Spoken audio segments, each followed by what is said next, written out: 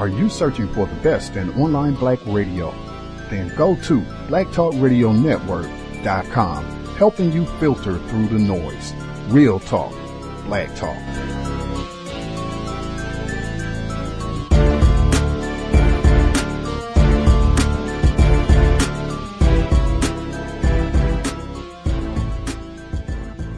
The internet is full of half-truths and all-out lies. We've all seen them, and many people on social media complaining about it. Here's your chance to show and prove. WorldAfropedia.com is a black-owned and operated encyclopedia. There are several thousand articles, but we need help. We can't uncover all the truth ourselves. So please, join us and become a writer, editor, or blogger for WorldAfropedia.com today. Every little bit counts. We owe it to the future generations to put the truth out there. Visit WorldAfropedia.com, the African-centered encyclopedia, a global database of African knowledge for the purpose of bringing about global African wisdom and understanding. WorldAfropedia.com. Yeah, man, it was sickening, man. You know, I mean, and the thing is, man, when you in there, you're living that close to that kind of thing. You know, you living with a hope and a prayer that this don't never happen to you. You know, and this is a young guy, man. This guerrilla guy named Paul was pimping him. You know, and he would come out the cell and he would have a handkerchief in his back pocket, a white handkerchief, was to let all the inmates know that the boy was available. And they would line up and they would pay 3 packs to go in there to get fellatio and, you know, sodomy and hand jobs. You know, this young boy was in there doing 3 and 4 guys at a time. You know, until one day he snapped out. He snapped out and tried to kill that guy. You know, who was pimping him. You know, and I mean, it was frightening. And like the homosexual thing was so deep that the guards were participating. The guards were actually participating with having sex with the homos. Once they got them off the population block on the block where the holding like people that scared, they would put them on D block. And this is the block where the hole was at, and where they kept obvious homos at. When if you came into jail wearing ladies' clothes and stuff like that, and wigs and stuff, automatically you would be sent to that particular block. But the guys that was in population that got scared, they would run out to the center and complain, and they would get put over on that block. You know, and the guards was. Certain guards were going over there having sex with them for offering them protection. Wow. Context of white supremacy. Gus T Renegade in for another broadcast, hopefully to share constructive information on the system of white supremacy. Today's date, Friday, June 17th, 2016. So I have been told. The audio segment you heard, that was Edward Anthony. He was mentioned in Medical Apartheid last week in Chapter 10, talking about the just egregious experimentation that was done on disproportionate numbers of black inmates in Holmesburg Prison in Pennsylvania. He was one of the victims. He was mentioned in the text. He was a guest on the program in August of 2014. He's also a co-author with Alan Hornblum of Sentenced to Science.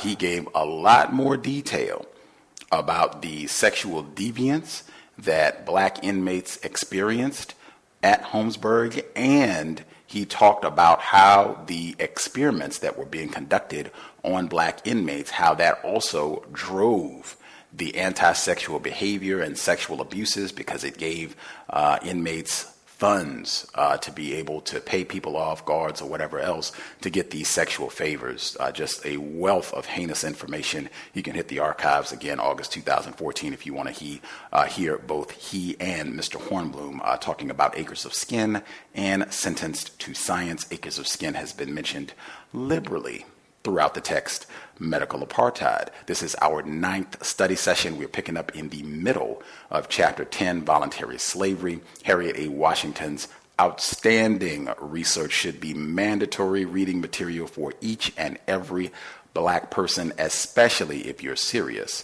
about countering racism, white supremacy. With that, we'll get started. Context of white supremacy, Harriet A. Washington, Medical Apartheid, audio segment number 1. Volunteer medical slavery. But were prisoners, black or white, really volunteers? In 1947, the International Military Tribunal in Nuremberg charged Nazi doctors with war crimes, including experimentation upon prisoners of war. The Germans' ably conducted defense hinged upon Dr. Gerhard Rose's contention that U.S. doctors were guilty of exactly the same abuses, regularly subjecting prisoners to dangerous, painful, involuntary experiments. The trials culminated not only in the conviction and execution of many accused physicians, but also in the Nuremberg Code, which was devised to govern future medical experimentation. The U.S. delegation to the Nuremberg trials included Andrew Ivy, M.D., the American Medical Association representative. He offered an idealistic view of American prison research, assuring the public that the highest standards were upheld. Ivy specifically claimed that American prisoners had never been abused or used involuntarily. But he was wrong. In fact, a mere year after Nuremberg, the Journal of the American Medical Association praised the Statesville prison malaria experiments, which violated the Nuremberg prescription against experimentation by using prisoners.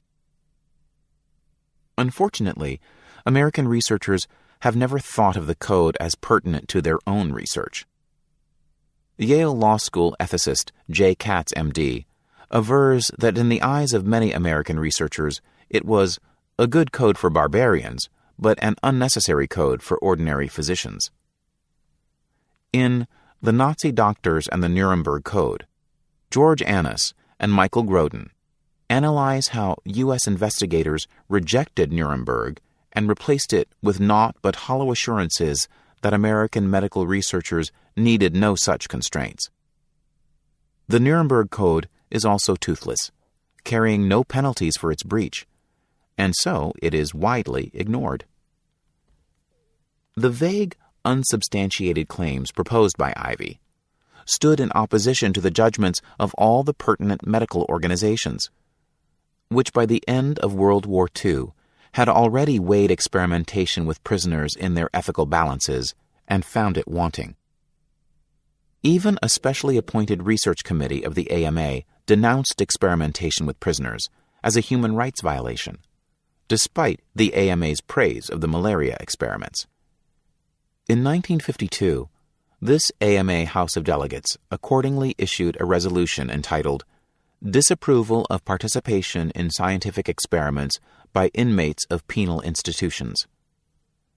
Physicians, universities, or jails could not claim to be unaware of this position because the AMA sent copies of the resolution to governors, state and federal prison officials, and parole boards. Similarly, the Ethical Committee of the World Medical Association, in its 1961 Code of Ethics on Human Experimentation, declared, persons detained in prisons, penitentiaries, or reformatories, being captive groups, should not be used as subjects of human experiment, nor persons in a position in which they are incapable of exercising the power of free choice. But none of these prohibitions on medical experimentation with prisoners was ever enforced, so they were blithely ignored by researchers, who were allowed to police themselves. Researchers, wardens, pharmaceutical companies, and universities echoed Ivy's claim that prisoners chose to participate voluntarily, and even clamored for inclusion in experiments. Were prison subjects, black and white, willing volunteers who freely consented to inoculation with deadly infectious diseases and to testing that removed or damaged their skin, hair, and nails? Did they voluntarily submit to castration for a few dollars and the transplantation of animal tissue or cancer cells, as well as exposure to chemical warfare agents and untried psychoactive drugs? Usually, no. The supposedly free consent of American prisoners was circumscribed in several ways. In the most extreme cases, some prisoners' right to say no simply did not exist. For example, between January 1967 and April 1968, imprisoned subjects at the California Medical Facility were paralyzed with succinylcholine, also known then as anectin, a neuromuscular compound that paralyzed muscles so that the prisoner could not move or breathe. Many likened the terrifying experience to drowning in fetters. When 5 of the 64 selected prisoners refused to participate in the experiment, the institution's Special Treatment Board gave permission on behalf of the recalcitrant men for them to be injected, against their will. But prison administrations usually exerted subtler pressure, in the form of authority figures and even prisoner advocates, such as social workers, who steered penniless inmates to research studies. Former Holmesburg social worker Priscilla Beecroft recalls, "If somebody didn't have money for the commissary and wasn't on the list for a job, the social worker would say, 'You can go to the U of P testing operation.'" Another social worker admitted harboring doubts about the medical studies to which he referred inmates. "We questioned it among ourselves, but nobody looked into it. The medical personnel walked around in white coats and looked very official and authoritative." Parole boards exerted considerable pressure as well. The well-publicized releases of volunteers such as Louis Boy, Nathan Leopold, and the 59 survivors of the Statesville malaria experiment dangled a tantalizing carrot of freedom before potential subjects. Although volunteers usually did not receive parole, administrators often placed letters of thanks or commendation in volunteers' files, which might have raised their hopes. But parole boards sometimes exerted strong negative pressure as well, according to inmates such as Nick Dispoldo of the Arizona State Prison, who claimed in a New York Times article that parole boards routinely held a refusal to participate in research against inmates seeking release from his institution. The prisoner's ability to consent freely was also compromised by a lack of essential information. Informed consent is mandatory for research subjects in all venues, but researchers often did not divulge the true nature of the risks, and often did not even explain the actual nature of the experiments. A New York Times expose of the multi-prison debacle by Dr. Austin Stowe, mentioned earlier, reveals that there was no informed consent and that no accurate records were kept. Some researchers who claimed to have consent forms could not produce them. Jesse Williams, veteran of scores of experiments, has repeatedly insisted, "I was never given a consent form. I never saw a consent form." Consent forms made sporadic appearances in prison research, but the average black prisoner was poorly educated or even illiterate, so even when presented with a consent form, he was unlikely to be able to read or understand it. Former black inmate Edward Anthony, for example, insists that he had no idea what researchers meant by terms such as toxicity or efficacy.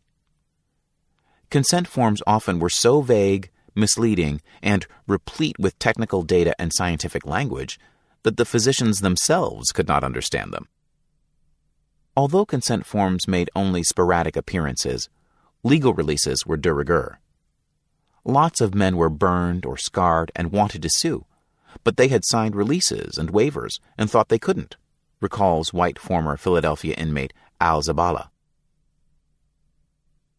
Investigators went to remarkable lengths to deceive inmates about the harms inherent in the tests. Jesse Williams spoke of participating in what had been described to him as a footwear experiment, in which he had to wear boots taped to his feet non-stop for a week. This actually was an experimental attempt to induce a hard-to-eradicate foot fungus. When white inmate C.O.W.S worked as a laboratory assistant, doctors suggested that to allay inmates' fear about the test's safety, C.O.W.S affix cotton balls and dummy patches to his own back and arms. In order to heighten the deception, the researchers even paid C.O.W.S as if he were a participant. Prisoners at Holmesburg were often reassured that the shampoos or lotions that were tested on them were perfectly safe and could cause only minor irritation. 30 to 50 years later, the men remain bald, scarred, or suffer skin and internal organ damage. But what of other volunteers? Those who were neither physically forced nor strongly guided by the prison administration. When they participated, did they offer themselves up voluntarily? The answer hinges upon the meaning of voluntary. Copious evidence exists that coercion was a key element of the supposed consent given by most African American prisoners. Today's clinical medical ethicists tend to define coercion in medical research very narrowly and without much precision. So many would argue that the inmates may have been induced, but were not coerced. However, such critics fail to take into account the coercive features of the prison's special environment. The hell of prison life made the research laboratory, feared and abhorred by African Americans on the outside, an irresistible haven, even a life support unit, for the African American prisoner. Except for a few memoirs by famous inmates such as Leopold, the description of inmates' motives for volunteering emanated from researchers and prison administrators. They agreed that the inmates were motivated by money, with which they could purchase items such as cigarettes, radios, and the meager delicacies of the commissary. Researchers also sometimes noted for the press that prisoners enjoyed the special amenities of the prison ward, such as more frequent showers, better meals, and calmer, more secure surroundings. The news media unquestioningly echoed these supposed motivations, subtly sabotaging images of inmate heroism. But researchers and prison administrators were hardly disinterested observers, and they did not tell everything they knew about prisoners' true motives. Being admitted to the research unit allowed the inmate to avoid the legion of institutional predators. A stint in the lab offered a respite from the ever-present threat of gang rape, shakedowns, racial strife from prison gangs, and deadly assaults for 1,000 petty slights. Taking meals in the laboratory unit allowed the subject to escape the mess hall, the dreaded site of frequent melees and stabbings.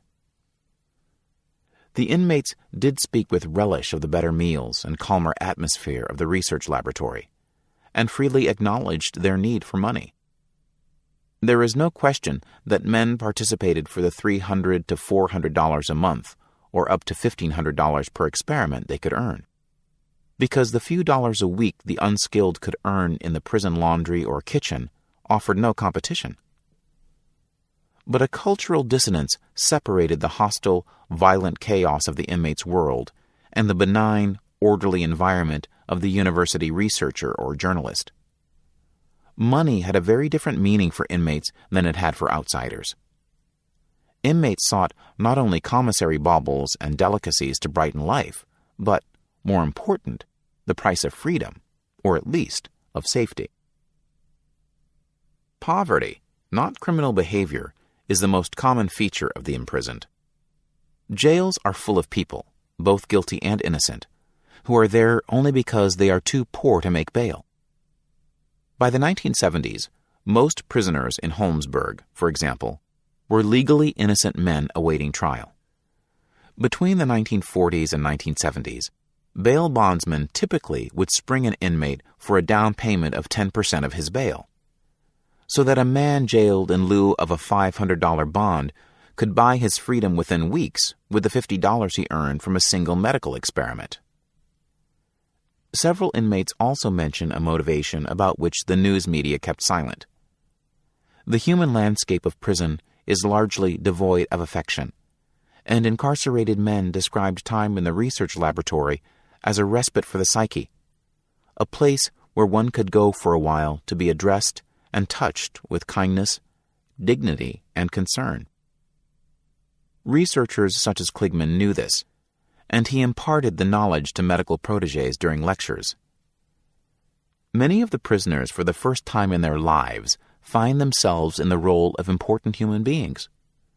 We say to them, "You're important. We need you." Once this is established, these guys will knock their brains out to please you. If the experiment does not pan out, they get depressed. They become emotionally involved with the projects. The capacity to respond to love is greater than most people realize.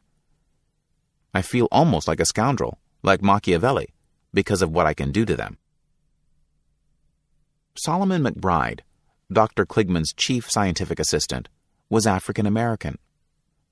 Although he had no formal education in pharmacology, Acres of Skin describes how he managed the Holmesburg testing program on a daily basis for 20 years, once again illustrating how some blacks participated in experimental injuries to black subjects. However, McBride described the studies as non-invasive procedures and claimed nobody was injured in those tests. When confronted about the lifelong injuries to inmates, he denied knowledge of such practices. "I wasn't aware of that," said McBride. "I don't think it ever happened." When asked about the use of radioactive isotopes, he is quick to respond, "No, that wasn't done. I don't think the prison would permit it." Informed that documents from the Atomic Energy Commission verify the use of isotopes at Holmesburg, he admits, "I heard about it, but I don't know anything about it. I was opposed to things that were not kosher. If I saw something wrong, I tell them to stop. I told the residents not to do stuff that was dangerous. If they hurt those black brothers, I wouldn't let them do it." Despite McBride's denials, Holmesburg prisoners suffered psychiatric damage and physical injuries that crippled them for life. Many inmates believe that research physicians had sown the seeds of deadly cancers during their time in the laboratory. But this claim cannot be proven because inmates do not know to what they were exposed. Inmates also volunteered for experiments because the laboratory was often the inmate's sole point of entry to medical care, which was sketchy. On evenings and weekends, medical staff were often simply unavailable, and guards or even trusted inmates performed triage on a sick call model, assessing who was ill, who was malingering, and who was sick enough to justify the inconvenience of arranging transport to distant medical care. Continuous medical care, such as quality cancer chemotherapy and regular diabetes maintenance, apart from blood glucose drugs, were simply unavailable. Prisons purge research. By the 1970s, research in prisons began to disappear, succumbing to scandals that unmasked the racially unbalanced, abusive, dangerous, and scientifically sloppy nature of experimentation with prisoners. The exploitation of large numbers of black male prisoners caused public relations problems for researchers and institutions in the wake of the increasingly violent and bitter civil rights battles and the revelations of the syphilis study at Tuskegee. The thalidomide scandal, in which thousands of deformed children were born to European women who took the poorly tested drug, was another important catalyst in tainting the American perception of medical research. Furthermore, Harvard researcher Henry K. Beecher, M.D., had published an article in the New England Journal of Medicine that criticized 22 cases of exploitative experimentation. An early version of the article had detailed 50 abusive cases. The journal was able to induce Dr. Beecher not to identify the physicians, but the pharmaceutical industry feared that next time, a researcher of Beecher's stature might name names. The very next year, British physician Maurice Papworth did so. The formerly fawning news media delivered the coup de grace by thrusting researcher after researcher into the harsh light of public exposure. On July 29, 1969, The New York Times published a page-1 article that exposed Dr. Austin Stowe's ethically and scientifically sloppy drug testing program, which had crippled and killed unknown numbers of men throughout the state prisons of Alabama. Unlike the earlier articles, which had praised the experiments, this account suggested that most of his victims were black. In the early 1970s, the Washington Star exposed the use of approximately 15,000 black boys in Maryland juvenile institutions in XYY experiments. These are further described in Chapter 11. The malaria experiments that had been lauded as daring a few decades earlier were roundly condemned in the mid-70s as deadly. Some of the bitterest prison battles were physical as well as verbal, causing the almost universally white investigators to fear for their safety. Dr. Sigmund Weitzman described being slammed against a wall by 6'4", 250-pound Roy Tiger Williams, a black inmate at Holmesburg who had lost his hair after testing a shampoo formulation. I was scared to death. He threatened to kill me. Physicians grew frightened of working with the increasingly distrustful inmates and felt intimidated by the growing influence of the black Muslims, who cast a jaundiced eye on prison experimentation. Bert Kahn, M.D., who worked at Holmesburg Prison from 1959 to 1965, says he left in part because he feared for his personal safety. I became concerned about the growth of the Muslim movement.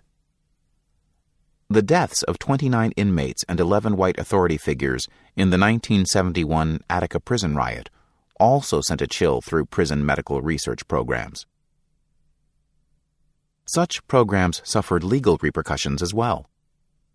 Attica inmates won damages for suffering ill treatment and assaults. In 1979, 9 Oregon prison subjects shared $2,215 in damages. When a lawsuit by one medical experimentation victim at Holmesburg Prison resulted in a monetary settlement, whose terms are confidential, other pharmaceutical company researchers realized that they too could become targets of successful inmate legal action. Charles Miller, a prison research administrator for pharmaceutical giant Eli Lilly, lamented, "The reason we closed the doggone thing down was that we were getting too much hassle and heat from the press. It just didn't seem worth it." A January 1973 Atlantic Monthly cover story by investigative journalist Jessica Mitford proved even more powerful.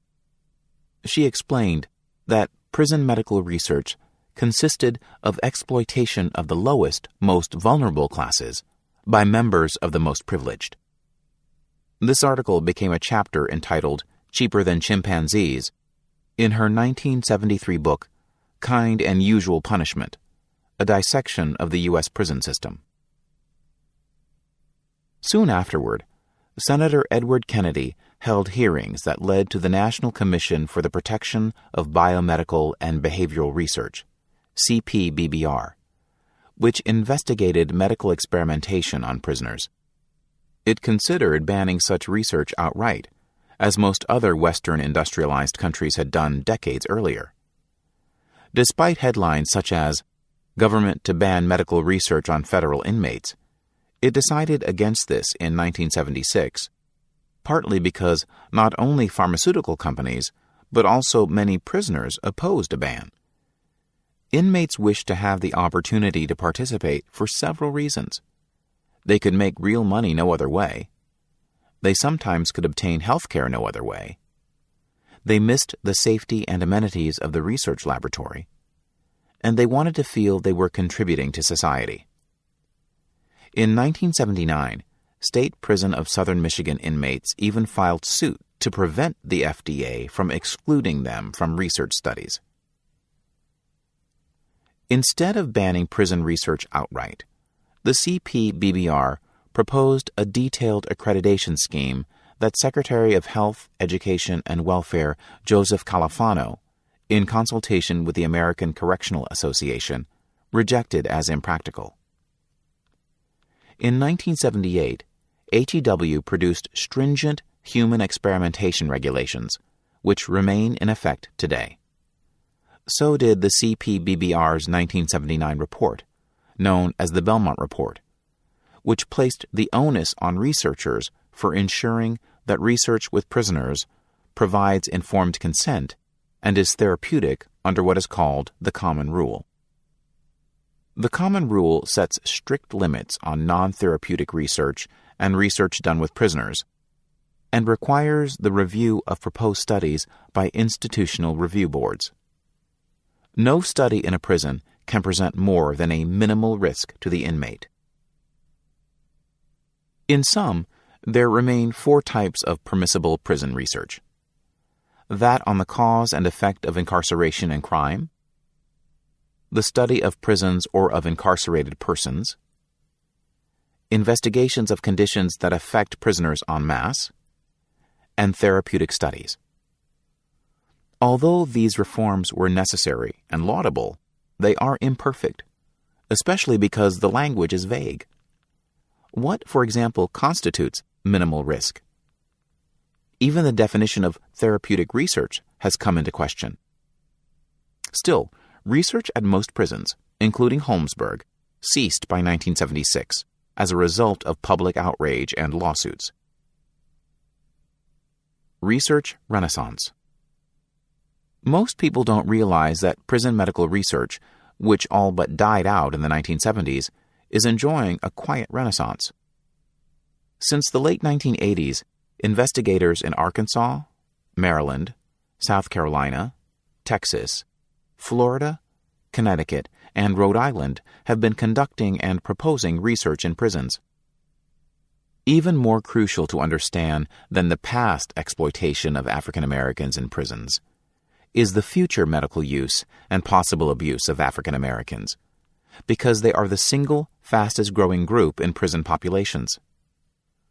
Today, research with prisoners means research with blacks, because in 2004, African Americans constituted 44 to 46% of all prisoners, which is almost 4 times their proportion of the general population.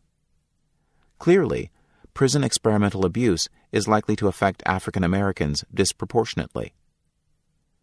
Thanks in large part to mandatory sentencing for drug infractions, women are not spared. Black women make up the fastest growing population in American prisons. The HIV pandemic and the more recently recognized hepatitis C epidemic have attracted federal dollars and the support of pharmaceutical companies. This has renewed the interest in prisoners as subjects, because 17% of the incarcerated have HIV, 6 times the rate on the outside. Because most HIV-positive people in the United States and in U.S. prisons are black, the question of HIV research in prisons is a question of blacks being used in such research. For hepatitis C virus, HCV, the statistics are even more dire. Inmates have the highest HCV infection rate in the country. 2% of all Americans, but 20% of inmates are HCV infected. For imprisoned black men, the HCV infection rate is much higher, as high as 60%. But prison research today is not restricted to these ailments, because inmates suffering from disorders ranging from asthma to cancer have attracted the attention of U.S. researchers, who are conducting 10,000 biomedical research programs. Most of these researchers are funded by the Department of Health and Human Services, HHS, which, for example, supports the Yale School of Medicine with $178.7 million and the University of Miami Medical Center with $191 million. In 1999, Brown University researchers even mounted a lawsuit to gain access to prisons for HIV research. They cited the high rates of HIV and other infectious diseases in prisons and the need of inmates for cutting-edge treatments, casting their desire to do research as a plea for therapy. They are correct in pointing out that too little attention has been paid to prisoners' health. As early as 1962, physicians complained of a dearth of medical care and therapeutic research aimed at prisoners' ills. But why?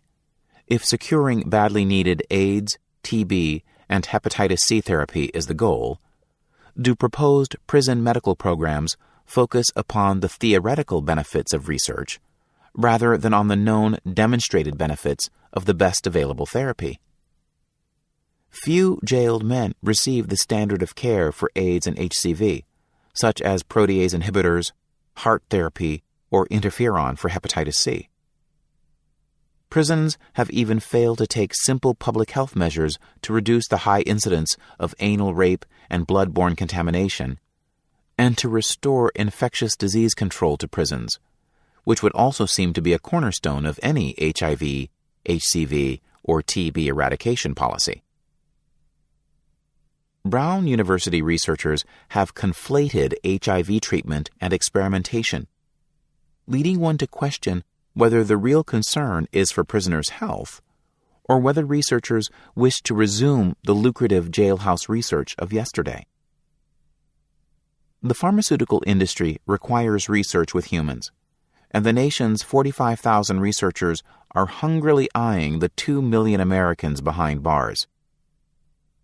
Today, arguments over the ethical codes have been replaced by utilitarian rationales, focusing upon the medical benefits to society and invoking the vague right of prisoners to experimentation. But is prison research, which will take place disproportionately with African Americans, really likely to focus upon therapy and to benefit prisoners? Or will experimental treatments again expose prisoners to dangerous, illegal medical risks despite the federal regulations? Perhaps the best indication of researchers' actual intentions is a glance at some current protocols for research initiatives in American prisons. Researchers are currently conducting studies that involve inducing labor in pregnant inmates, testing different methods of obtaining biopsies, conducting a clinical trial of an experimental HIV vaccine, testing delivery of a potent new cancer chemotherapy agent directly into the liver, and artificially inducing hypothermia to treat lung cancer.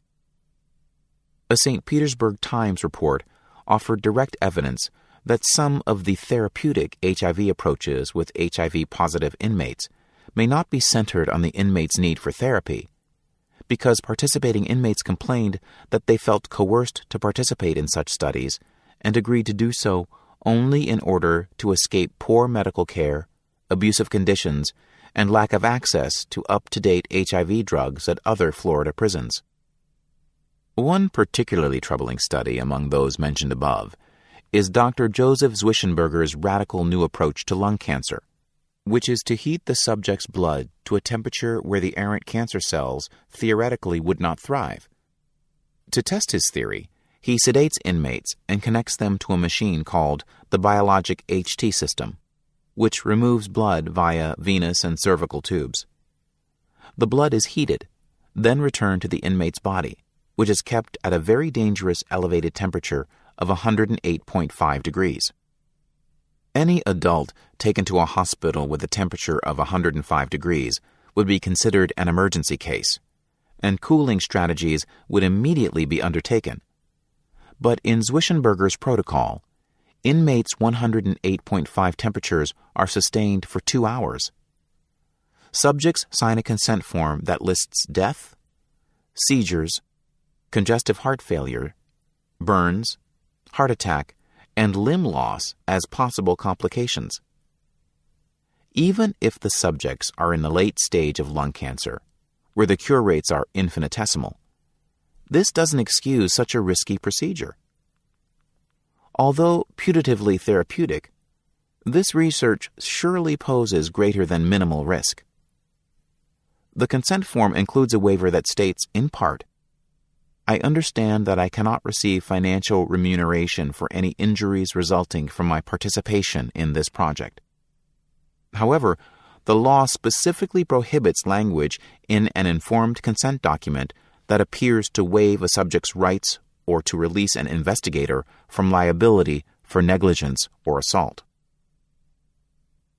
In July 2000, the Office of Human Research Protections, OHRP, suspended 300 studies by the University of Texas Medical Branch, UTMB, in Galveston, including Zwischenberger's, after the researchers flouted federal regulations. 195 of these studies, mostly HIV and AIDS trials, were conducted in Texas prisons, according to the Austin American-Statesman.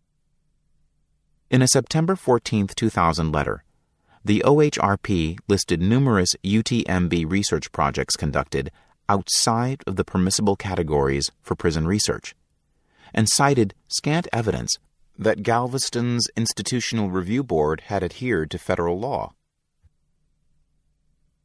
The OHRP had approved more than 400 federally funded studies with prisoners since 2000. But when it froze the UTMB's research projects, a chill once again crept over prison research.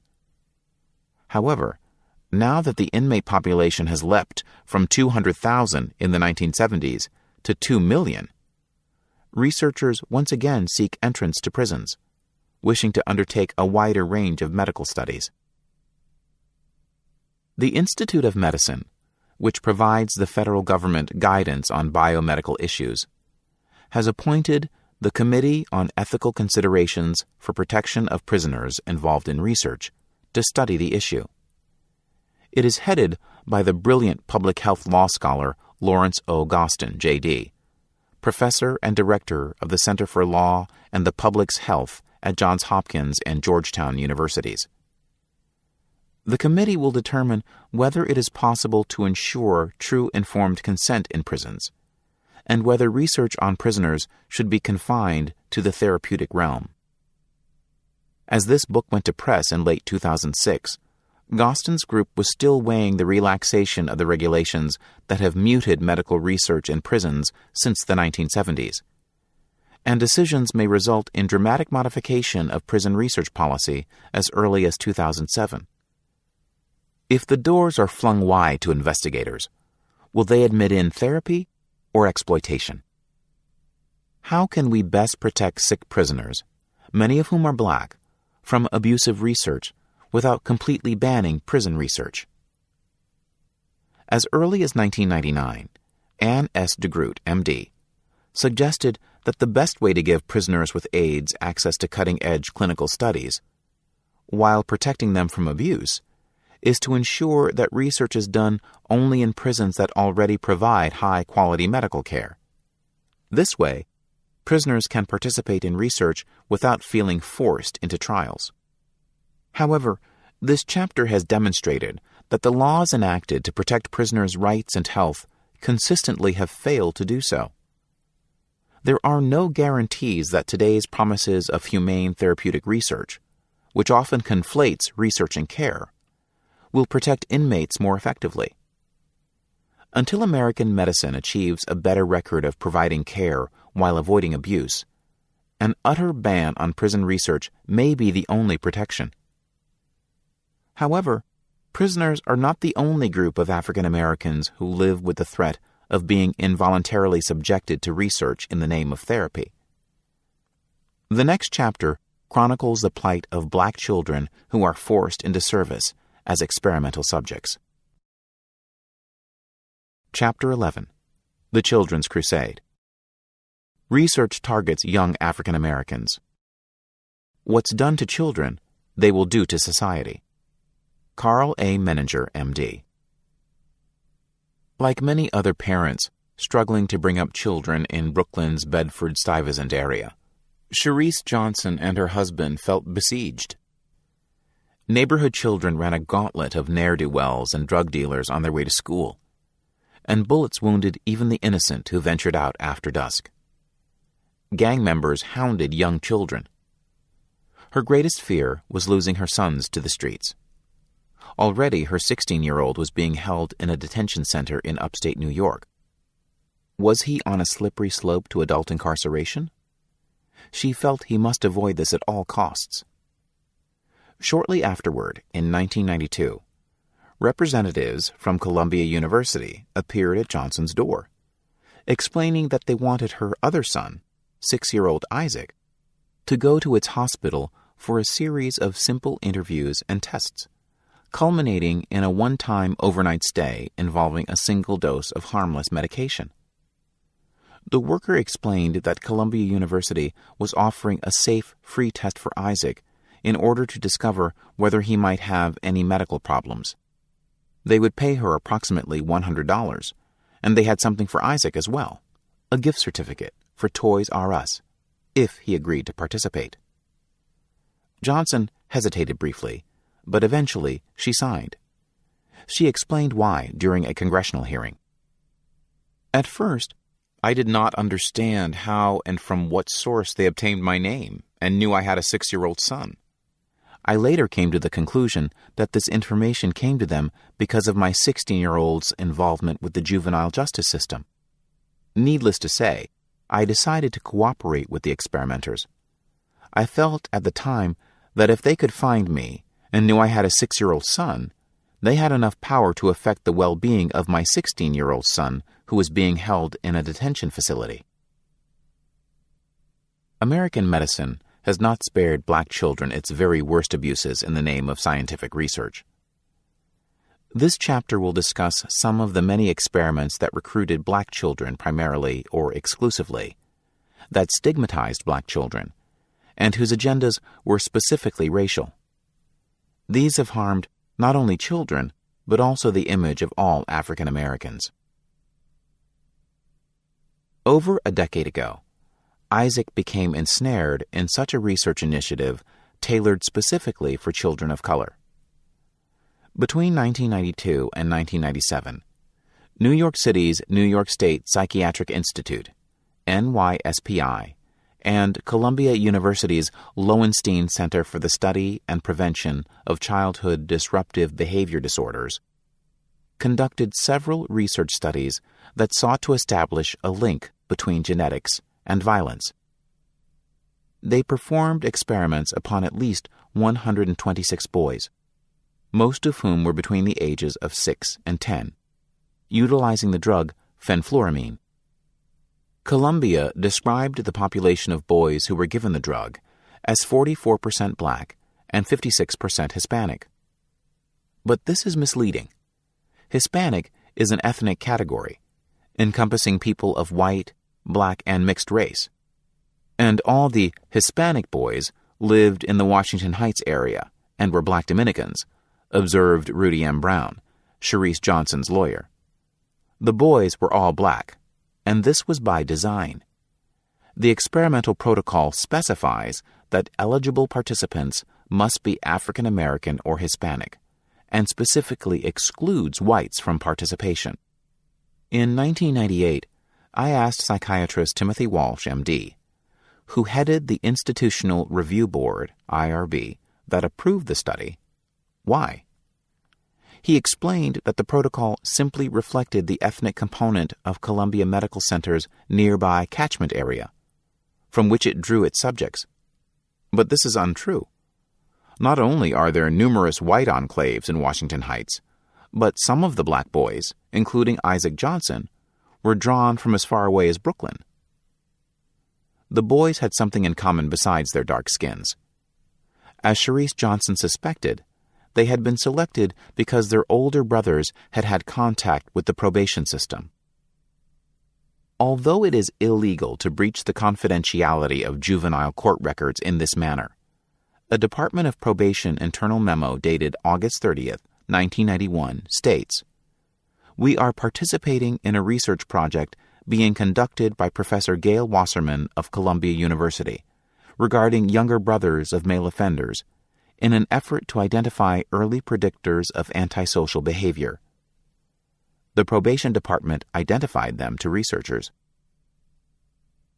Researchers sought to investigate whether violent behavior might run in families and to identify a biological basis for such behavior.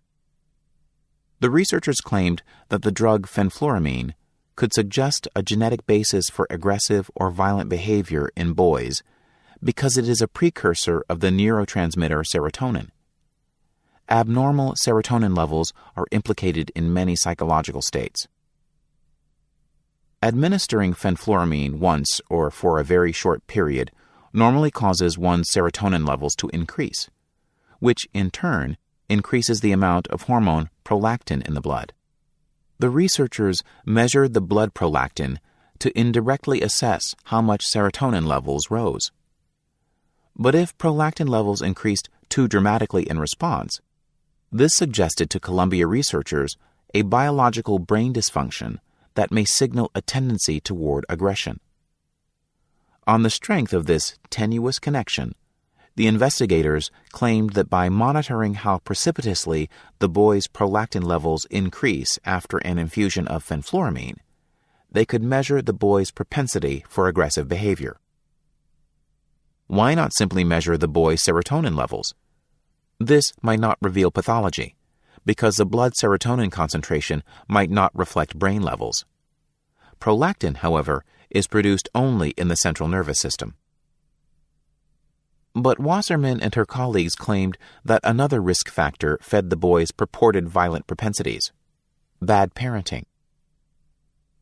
Black boys were fated to be the violent products of parental psychopathology, or adverse rearing environments. Why? According to the researchers, because of their poverty and their ethnicity. To bolster this deterministic claim, researchers interviewed parents to establish their worthiness, or lack thereof. But the interviewers were hardly blind or objective. They knew that the researchers sought evidence of pathological child-rearing and of aggressive or violent propensities. As Cherise Johnson recalled, on the campus of Columbia University, we were subjected to a series of intimate, degrading questions, tests, and interviews. The experimenters also took advantage of my fears for the well-being of my 16-year-old son to intrude on the privacy of my home. After such interviews, psychological assessments, and physical screenings, the researchers winnowed the original 126 study candidates to 66 boys, including Isaac, in several related fenfluramine studies. They did this by carefully selecting only those boys who were perfectly healthy, both physically and mentally, and did not display signs of questionable behavior. 34 of the boys in Isaac's group were given fenfluramine. If the drug fenfluramine sounds familiar, it is because it constituted half of the notoriously cardiotoxic fen-phen weight loss combination introduced to the U.S. market in 1973, associated with heart valve damage and deaths among dieters in the 1990s. By the time the FDA banned it in 1997, concern was also circulating among physicians about the brain damage that low doses of fenfluramine induced in experimental animals. Medical reports of these injuries circulated well before the FDA ban and during Columbia's studies. American researchers have focused intense scrutiny into the genetics of violence among black boys. To their families and communities, the index cases, who first bring a family to the researchers' attention, including Isaac's older brother, might have been misbehaving, acting out, or testing boundaries by breaking minor laws against fighting and shoplifting. However, to Walsh and his colleagues, they were mentally ill. University psychiatrists had diagnosed these boys with such psychiatric ailments as conduct disorder, oppositional defiant disorder, and attention deficit hyperactivity disorder. Diagnoses that describe children's disagreeable behaviors and that are often assigned to children who break the law. Such a psychiatric diagnosis, whether it describes an actual mental illness or not, can consign a child to limbo between the law and psychiatric medicine, making him vulnerable to stigmatization by both. In fact, one legal observer, Leonard Glantz, remarked, "Indeed, it appears the only diagnosis these children had was the one conferred on them by the investigators." Such a diagnosis also moves a child from the free world of the normal into the civil rights desert of the mentally ill. The press raised a hue and cry when it discovered the nature of the experiment, but failed to recognize it as part of a pattern. This was just one of many psychiatric experiments in a movement to expand diagnoses of mental illness from one family member to others by positing a putative genetic root of the illness, often on very thin evidence. At institutions such as the Harvard School of Public Health, the brothers and sisters of schizophrenics have been closely scrutinized and labeled with mental illness in initiatives that aim to expand the phenotype, the physical or mental manifestations of a genetic condition, of schizophrenia. Because the focus is upon identifying, not treating, the putative disorders, such experiments are powerfully stigmatizing. In the cases of Isaac and others, scientists wish to discover whether these boys shared their brother's purported violent tendencies and the so-called mean gene. To accomplish this, the researchers did much more than simply give the boys a dose of fenfluramine. More than a dozen of the boys were withdrawn from all their medications for a month, including medications for such life-threatening chronic conditions as asthma. For 4 days, they ate a special low monoamine diet, basically a low-protein diet, because monoamines affect serotonin levels. The boys were hospitalized the night before, and once they were out of sight of their parents, food was withheld for the duration of the experiment. The next morning, water was withheld as well. At 8:30 a.m., physicians inserted a catheter and gave each boy fenfluramine hydrochloride by mouth. Fenfluramine had never been given to children under 12 before this experiment began. 90% of adults given a single dose experience side effects ranging from anxiety, fatigue, headache, lightheadedness, difficulty concentrating, visual impairment, diarrhea, nausea, irritability, to a feeling of being high. Up to 30% of adults who take fenfluramine develop heart valve damage, and it can trigger a life-threatening form of high blood pressure called pulmonary hypertension. One boy complained of a severe headache, and others complained of lightheadedness, but they were not released. Beginning at 10 a.m., blood was drawn hourly from the boys' catheters and tested to determine fluctuations in serotonin. The researchers' claim that serotonin levels reveal aggressive tendencies is based upon questionable science. Walsh characterized the causal association of serotonin levels and aggression as widely accepted, which is incorrect. The correlation has been heavily criticized. In a 1996 Journal of Neurogenetics article, Dr. E. Balaban illuminated the specious nature of the research behind the genetics of aggressiveness when he conducted a devastating meta-analysis of 39 scientific studies. It revealed that no relationship between serotonin and violence was sustained anywhere in the body of research. The results confirm an association between low 5-HIAA, a serotonin metabolite, levels, and psychiatric disorders, but fail to support any specific relationship between low 5-HIAA levels and impulsive aggression or criminality. It is premature and misleading to speak of mean genes or a specific neurochemistry of aggressive behavior. The fictive nature of this cherished correlation proved merely the first layer of logical and design error. Leaving aside for a moment the egregious social fallout of selecting only Black and Hispanic boys, this racial selection also created a serious scientific error. When only one ethnicity is considered in an experiment to elicit general information about a heterogeneous population, an unacknowledged set of socioeconomic variables are introduced. The boys were not only darker, but poorer, and they also lived in less healthy physical environments than do most white boys. This distortion is magnified when the majority group is excluded. Most American boys are white, so excluding white boys is a very serious scientific misstep.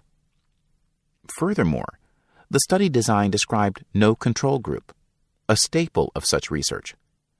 Finally, the researchers gave no coherent explanation of how they proposed to dissect any serotonergic effects of genetics from those caused by supposedly adverse rearing. The experimental results should have dealt a death blow to this sloppily conceived and executed research, because the boys who were ostensibly predisposed to aggression and violence by their adverse rearing and biological propensities actually exhibited normal or elevated serotonin levels in response to the brief Fenfluramine challenge. However, Wasserman's group responded by reversing themselves. Until the mid-1990s, they stated that low serotonin levels are a marker for violent propensities in children. And after their 1997 study, they wrote that elevated levels signal violent propensities. These scientific errors were legion, but it is difficult to know where to begin in listing the ethical outrages of this study. And it is very hard to believe that it was conducted fairly recently by one of the nation's most prestigious universities. The experiment is rife with instances of undue inducement, from baiting children with $25 toy certificates to luring their parents with $100, no insignificant sum on the streets of Washington Heights and Bedford-Stuyvesant. Such racial selection could stigmatize not only the participants, but all Black and Hispanic boys as born criminals. The element of stigmatization is key in understanding certain racial disparities in research with children, because such research is not an egregious exception for Black children. Rather, it is the norm. In 2003, the journal Pediatrics published an analysis by University of Chicago researchers of 192 research studies in major U.S. pediatric journals between July 1999 and June 2000. The authors found that when compared with research participation of child subjects, generally, Black children were overrepresented and Hispanic children were underrepresented in clinical trials, and both were underrepresented in therapeutic research. Black and Hispanic children were overrepresented in potentially stigmatizing research. From 52 to 54% of the children in non-therapeutic studies were white. This number was far lower than their 69 to 73% representation in the population. In contrast, 26 to 32% of child subjects of non-therapeutic studies are Black, twice to almost 3 times their 13% presence in the population. An element of intimidation, if not coercion, was introduced by the use of juvenile justice system officers to identify subjects to the medical researchers. Middle-class white Americans may appreciate police and probation officers as guardians who serve and protect, but inner-city Blacks often have hostile relationships with police. These important abuses raise the question of whether it is morally right to use healthy children in a study that is non-therapeutic, dangerous, and stigmatizing. The Department of Health and Human Services, DHHS, would seem to prohibit this. Its Code of Federal Regulations, CFR, Title 45, Part 46, governs the protection of human experimental subjects and specifically prohibits experiments on healthy children that convey more than minimal risk. I would contend that fasting, hospitalization, low monoamine diet, Fenfluramine challenge, serial blood sampling, and exhaustive psychological and educational testing is clearly more than minimal risk, observed Ernest D. Prentice, Ph.D., Associate Dean for Research at the University of Nebraska. That protocol was not approvable under the regulations.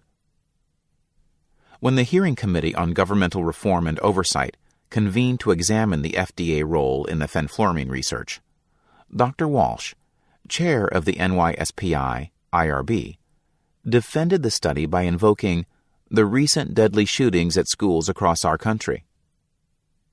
John Oldham, NYSPI Executive Director, shared these concerns. With the disasters in Littleton and elsewhere, it has become abundantly clear that studies of aggressive behavior in children are imperative.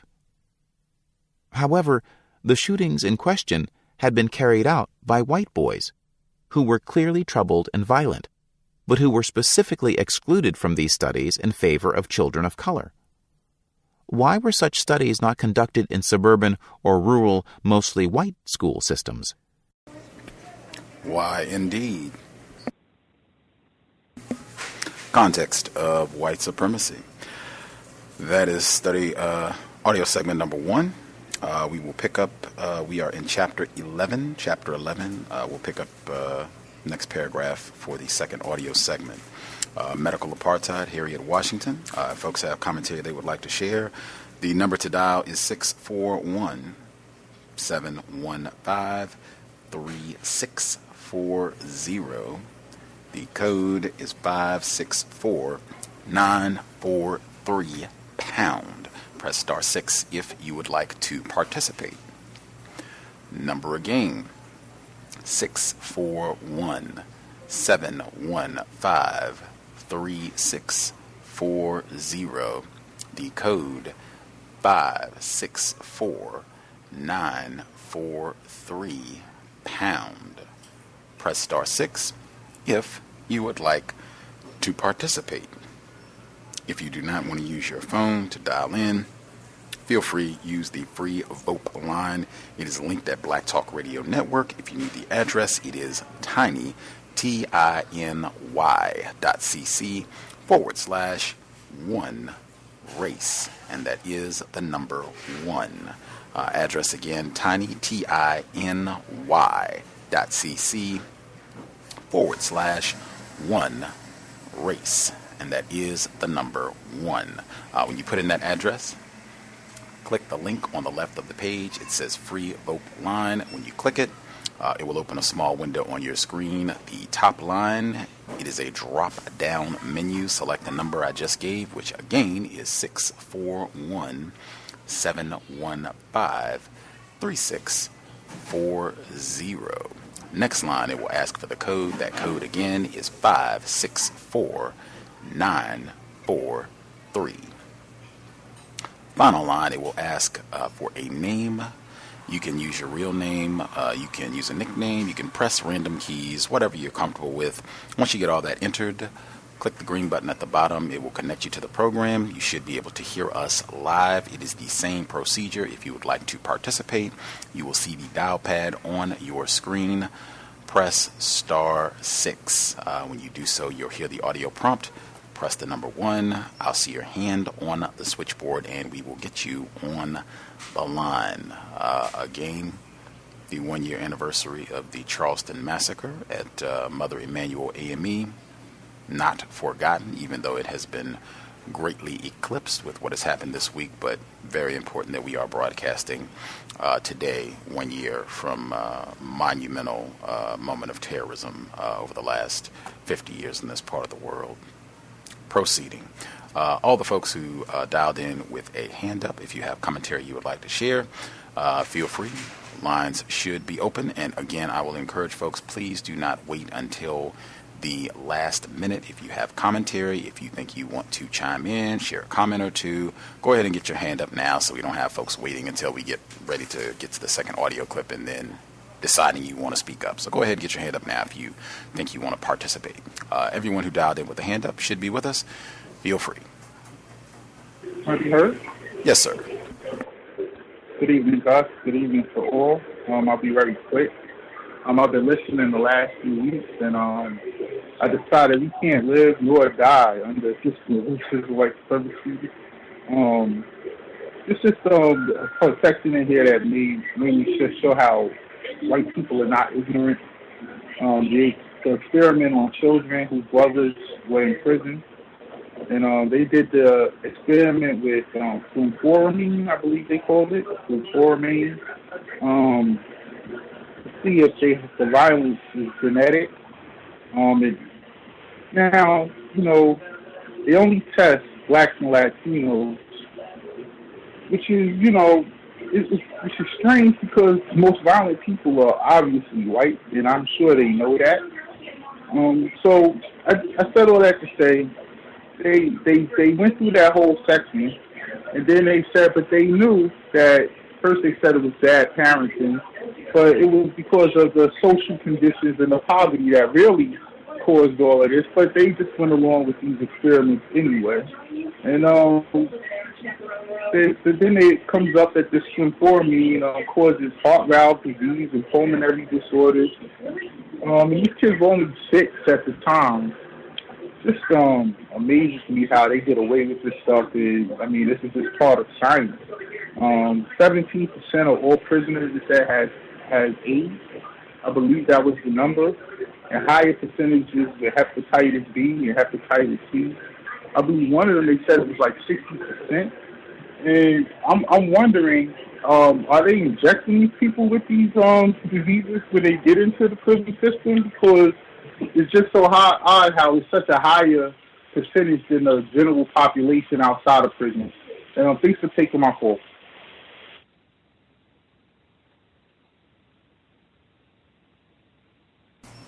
Yes, sir. Other folks who dialed in with their hand up, thank you all for not waiting till the last minute. If you have commentary you'd like to share, feel free. Can I be heard? Yes, sir. I was wondering the same thing about the, first, greetings to everyone. I was wondering the same thing about the, where she said, I think she said AIDS. It was kind of in and out. So, first thing that comes to mind is, do they even get an accurate diagnosis of the so-called HIV that's supposed to provide them with the syndrome? Or did they have something else, another cold or problem or disease that they were giving them their drugs to? So the experimentation is just ridiculous on black people still. And it's just going on to children. And, of course, we're really just out of the loop on how to protect ourselves. So I'll just mute my line and just listen to everyone else right now. For sure. I think that there was a section where it seemed like it was there was some audio issue briefly, but I think generally I didn't really have any problems hearing it. Did y'all have any problems? I don't know if people were listening via phone or if you were listening online, but anybody have problems hearing the audio? No, I didn't. No. Okay. I didn't. I just think it was my phone that was going in and out. Not that it was a problem with everyone else's. It just was mine was going in and out, and I had to adjust. Oh, okay. Good to know. Just lots of interference over the years. Good to know, sir. Appreciate that, Sapello. Other folks that we hadn't heard from, did y'all have commentary? Yes, sir. Have you heard? Yes, sir. Okay, greetings, Gus. Greetings to the other callers and listeners. I'd like to start out first.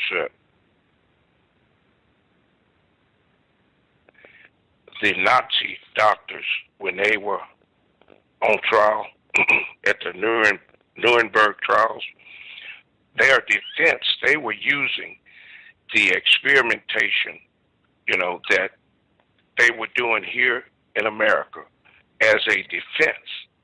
Now that is quite astonishing. So that you know how bad this situation is, and it just gets worse because I guess the United States sent a representative over there of some type, this Ivan guy, and he turned out to be just a flat-out liar because you can't even substantiate, the stuff he was saying. And when it comes to these medical associations and all these regulations, code of ethics that they're coming up with, it doesn't matter which one or what year, they're all are being violated, even probably while they're creating them. So you can name them, but they didn't have much effect on stopping experimentation in the prisons. And they just described horrific conditions like you spoke about the guys that would get paid for the research.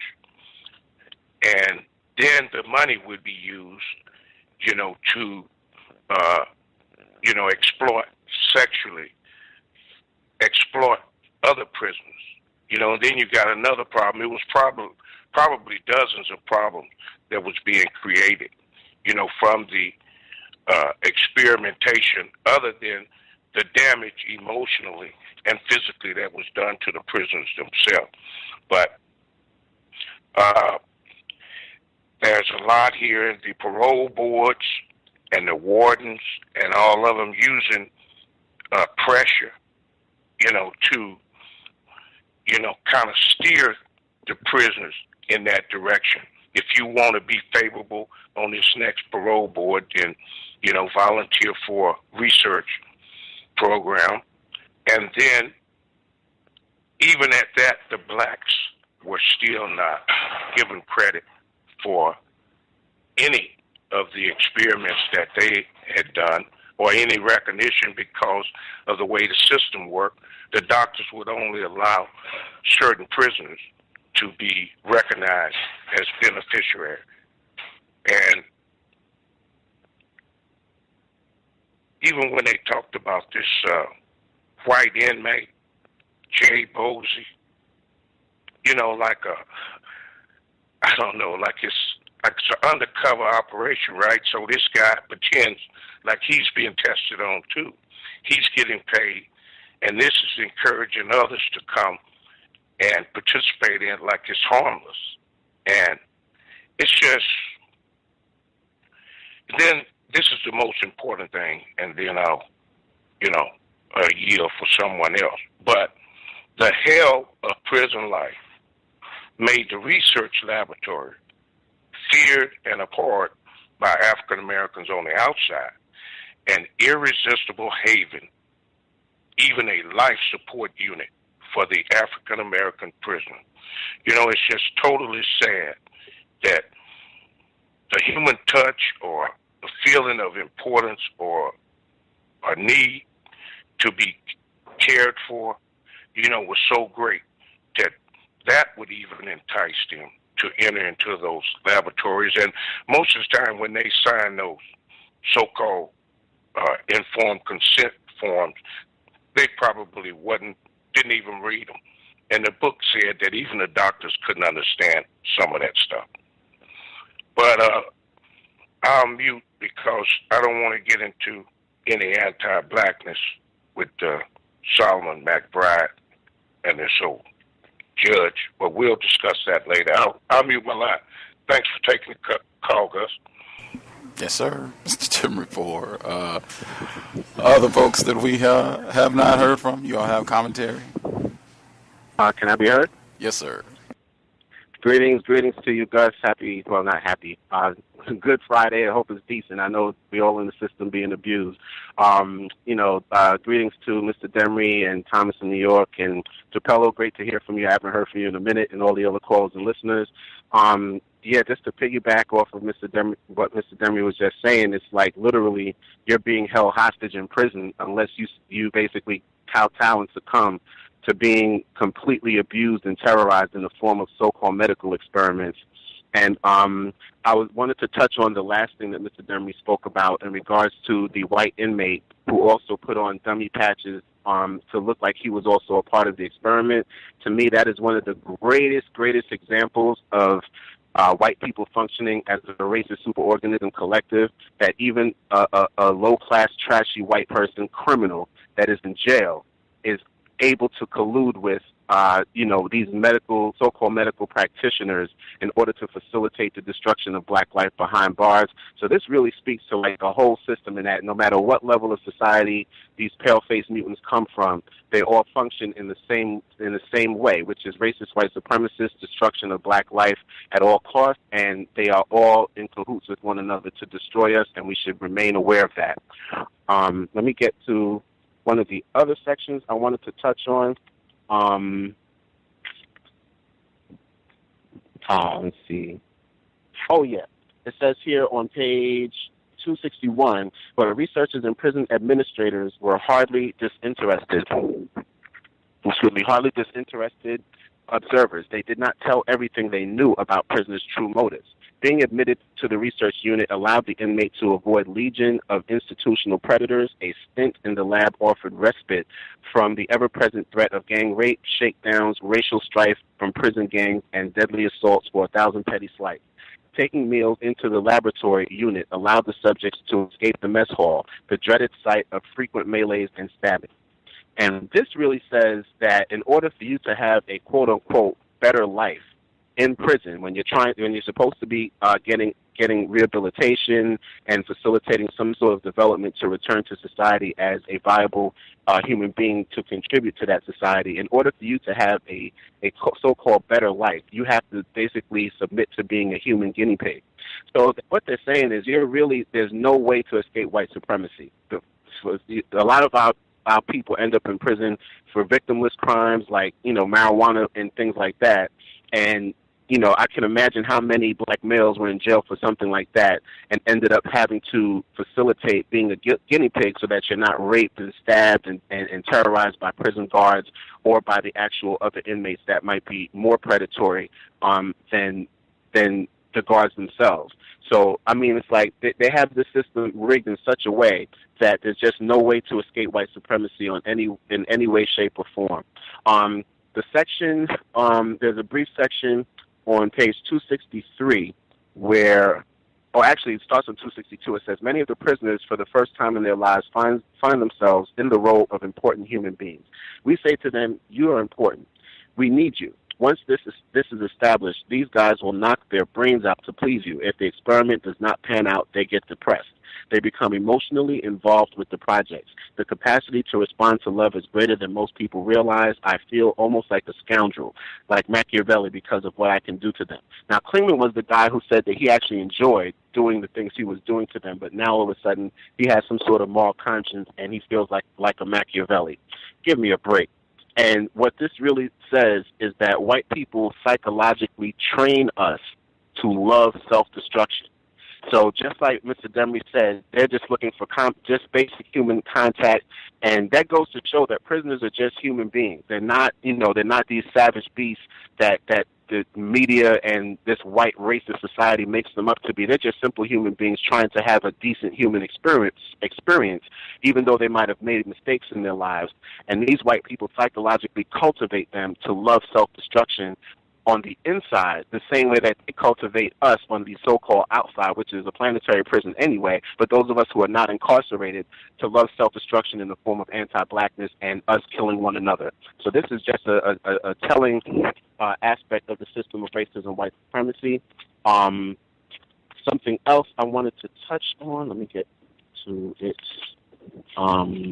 Here it is. Here it is. On page 274, it says the press raised a hue and cry when it discovered the nature of the experiment but failed to recognize it as part of a pattern.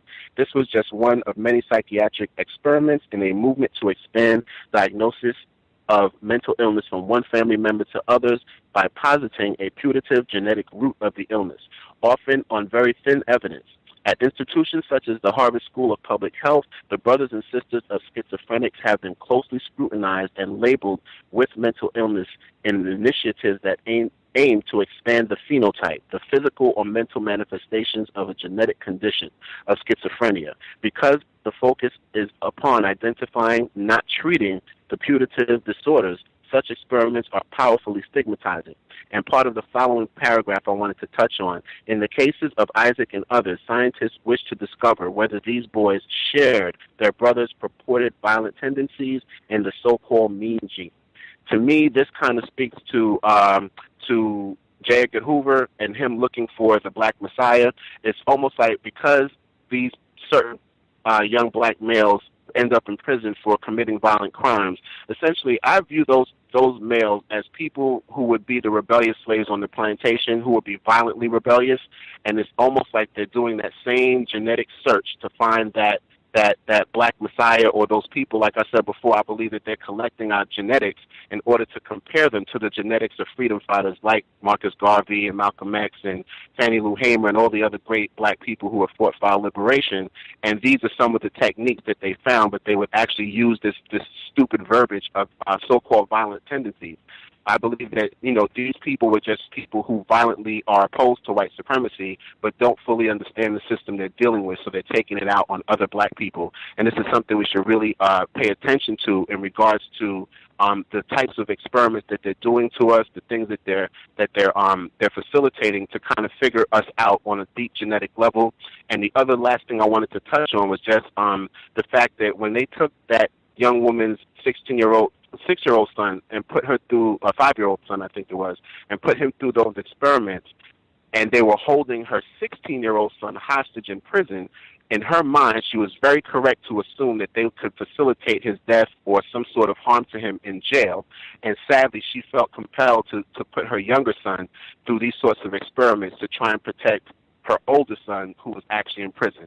So, I mean, just the level that they stooped to have us basically in a situation where we cannot escape white supremacy, and then after any sort of adverse situation takes place in regards to these experiments or any sort of destruction to human life, they turn around and then blame the victim. And I mean, like, this book is so evident on the rhetorical ethics of white people, their just incredible use of deception to facilitate the destruction of black life. And I mean, this book is absolutely genius, but it's extremely painful to read. And I agree with Thomas in New York. You not only can't we live in a system of white supremacy, but you can't die either, because there's no way out. And with that, I'll mute my line, and thank you so much for taking my call, guys. For sure. Other folks that we have not heard from, do you all have commentary?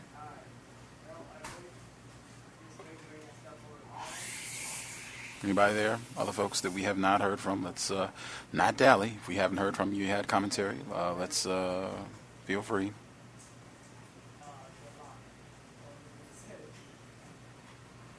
I don't know if I'm just going to wait for the second half because I didn't really hear much of the first half. Oh, right on. Right on. Caller at 5992. Did you have commentary? Yes, hello everyone. Hello guys. Yeah, on page 274, and they was talking about they wanted to scrutinize to the genetics of violent young black boys and to their families, to communities, in-depth cases, et cetera, et cetera. Then they talked about Isaac's older brother might have been misbehaving, acting out, or testing boundaries by breaking minor laws against fighting and shoplifting. However, that's not exactly what they were doing. I am a psychologist, and I have worked in this field for a long, long time, and that's what they do in the field of psychology. They put these stringent diagnoses on these young children: conduct disorders, oppositional, defiant, and so forth. And we all know that there are no mental health tests for any of this. Not at all. Absolutely not. And a lot of this is just childhood play. Another thing I want to make a note of, the last paragraph that we left off on. So I got to get back to it real quick. I'm going to look for that last paragraph that we left off on. Okay, here we go. And they were talking about why such studies not conducted in suburban or rural, mostly white school systems when it comes to these white children and white adults who are more violent than us. In order to have tenure in the university, and I'm speaking from experience because I do teach in the university, in order to get tenure, you have to do whatever, you have to write whatever research that the white supremacy wants you to write. Because when I did my study, everyone does their own consent form when you do a human study. And then it's up to the IRB or the International Review Board to approve it or disapprove it. So in these cases of cassette forms that they're talking about, the system pretty much already knew what was going on because, like I said, in order to do a human study, they would have to approve it. So in order to get tenure, which is like 99% of white people who get the tenure, you have to write whatever research they want you to write. And so, for example, if I was a tenured professor, they told me to write that slavery was benign, then I would have to do it. Okay. So white supremacy is always going to protect their ideologies. They still want everybody to think that, black people are, inferior, or black people this, black people that. We can go ahead and experiment with them. I mean, this is across universities. This is across all the studies. They know exactly what they're doing. They're not going to study white people like they study us to determine their behavior. And one thing Dr. Amos Wilson has said, in his remarks, when he talked about violence in the African community, and he said that why do they study us? When they want to know about violence, they should be studying themselves because they are the most violent people.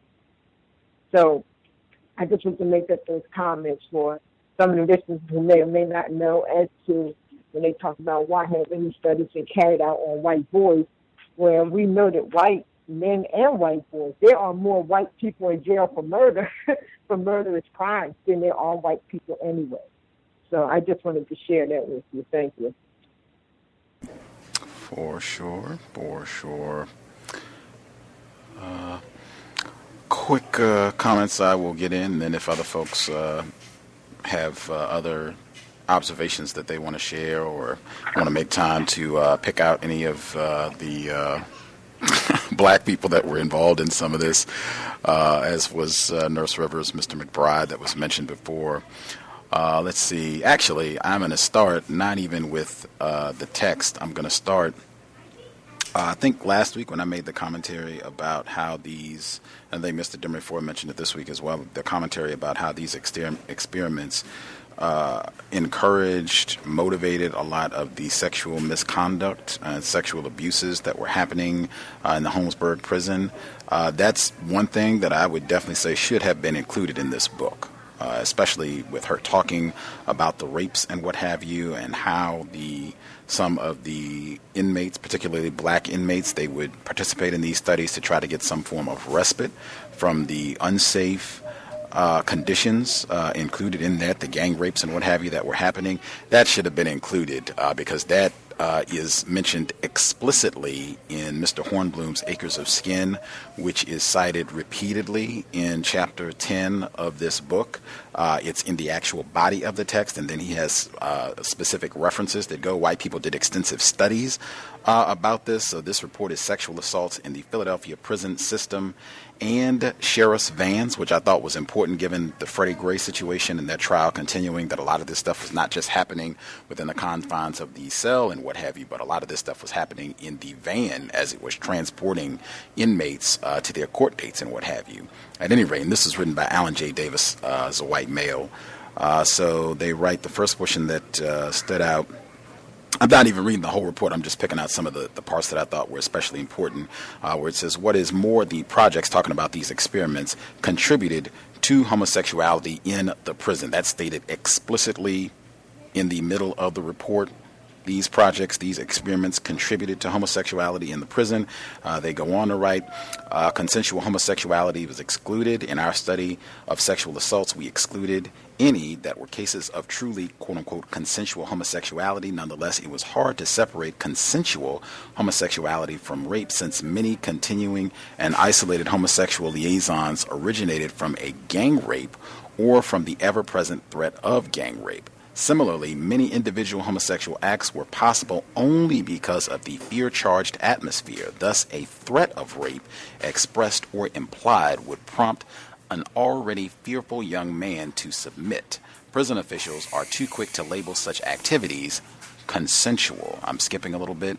The University of Pennsylvania and a private concern operated a large laboratory on H Block of Holmesburg Prison in Pennsylvania, where they test inmates' reactions to new medications and to experimental commercial products like soaps, shaving creams, suntan lotions, and toilet tissue. The prisoners are excellent human guinea pigs, one, because they live under controlled conditions, and two, because they will submit to tests for a fraction of the fee that a free individual would demand. Prison officials, because there is very little other activity for the prisoners, and because the laboratory pays 20% of the inmates' wages to the prison system, have allowed the project to expand to the extent that it constitutes a separate government within the prison system.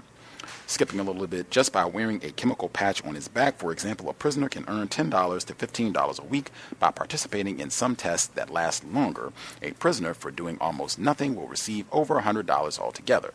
The Holmesburg inmates earn more than $250,000 a year from the project. A few prisoners end up with bodies crazy quilted with motley scars and skin patches, but to these men, in the context of a prison economy, it seems well worth it. I'm skipping down a couple of pages here, so they go into more of the how this is fueling the homosexual activity.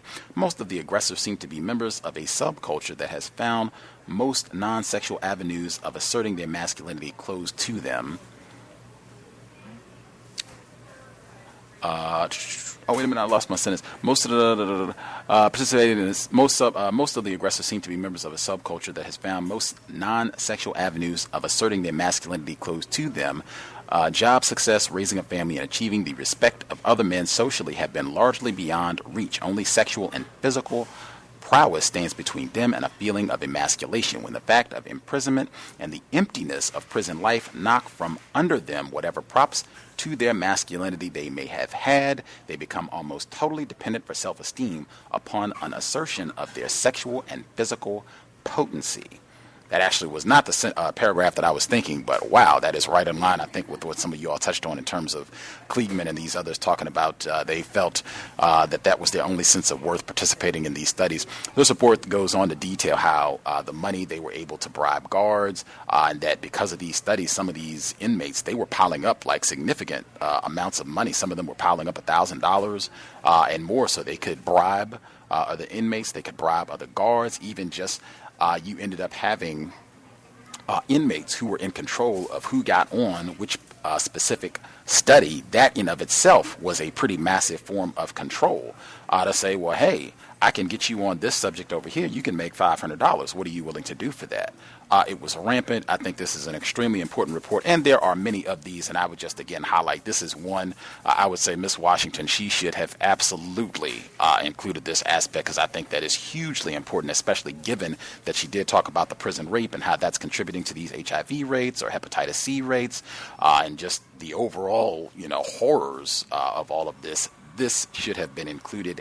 And in my opinion, since I think one of the most important lines in the book where she talked about the control of black childbirth from plantation to current day, at first it was, we want you to produce as many black babies as possible because we'll have more slaves. Now it's, we want to minimize the number of Negroes. It's still racist control of sexual activity. This is just another more heinous aspect of that same continuum. It absolutely should have been in the book. Moving forward and back to the text. I thought at the very beginning where they were talking about, I think Mr. Demery mentioned Andrew Ivy, where they're talking about the Nuremberg trials, and they're saying, oh, we don't do that sort of thing here in the prison. He's lying, and I'm sure he knew he was lying. He's a representative from the American Medical Association. I am certain that he knew that they were indeed conducting these sorts of experiments here in this part of the world, particularly against black people. When they were talking about enforcement of these different codes and what have you, it's not a rules issue. I think whites, they come up with new rules and regulations all the time when things happen about racism, white supremacy. They're talking about that now. Let's get body cameras. Let's get this. Let's get that. The problem is not that we need more rules. If white people simply if they abided by the rules that we already have, white supremacy would not be a problem. It is not an issue where we need additional rules and regulations. Let's see, moving forward.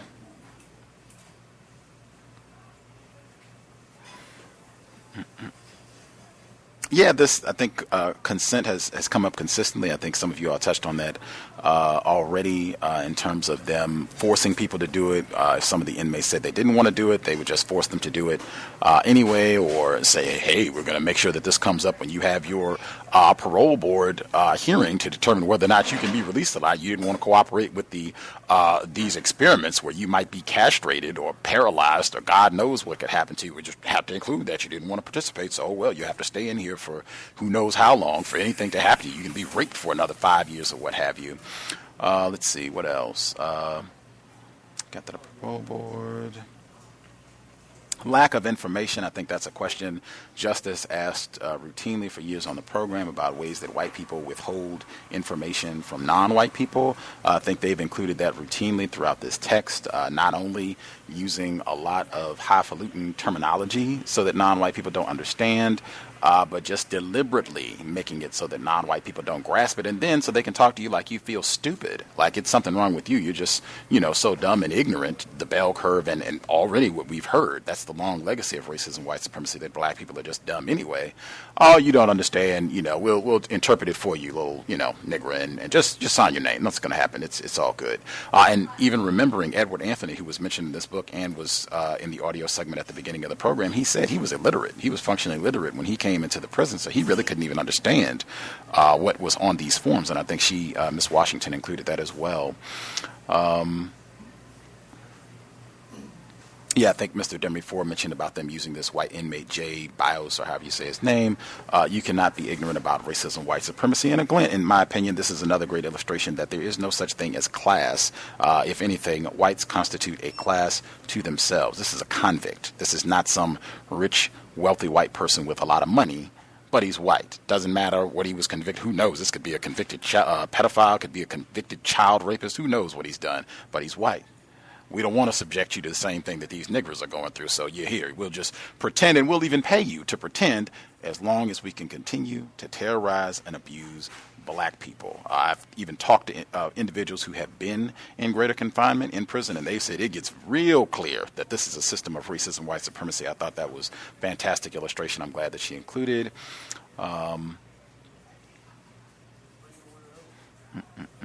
The legally innocent aspect of all of this, I thought, was hugely important. It even reminded me of Sandra Bland. I think her bond was like $500.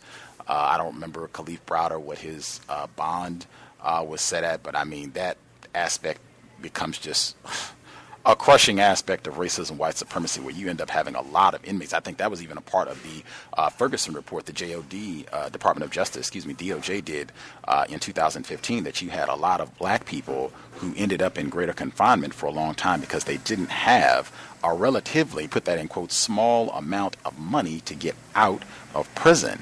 And then again, these experiments, the coercion factor. Hey, your bond is only, $200. You do a few of these experiments, you can get that and be out of here. You might be deformed for life, but hey, you'll be out of here. No more gang rape. No more have to going through all that. Let's see. Yeah, I thought the Kleeman you all touched on, I thought that was hugely important. And I think that's something that racists use all the time, even for black people that are not in greater confinement. We're just saying something nice to a black person or doing anything to make them feel like they are worthy. They know that they have absolutely annihilated black self-respect. I think about individuals like Hillary Clinton when she goes to victims of racism, white supremacy, people who have lost their child to police violence. Sandra Bland's mother, or Eric Garner's mother, when she goes to these people and says, "Oh yes, it's so terrible what's happened to you. Come and have fried okra and sweet potato pie with me. Vote for me." There are tons of illustrations of this, but I think it just shows how maniacal, how pathological whites are. And again, they're not ignorant. These folks are extremely informed and ruthless with the way that they go about just being so manipulative and conniving in the practice of racism, white supremacy. We know we have absolutely devastated you. If we can, make you feel good for 30 seconds, we'll just rub your head for a little while, and we'll just further devastate you. Here, come in and do this little experiment so we can ruin your skin for the next 30 years and drive you crazy or sterilize you or whatever we're going to do with our studies. Everything about strengthening the system of white terrorism. Let's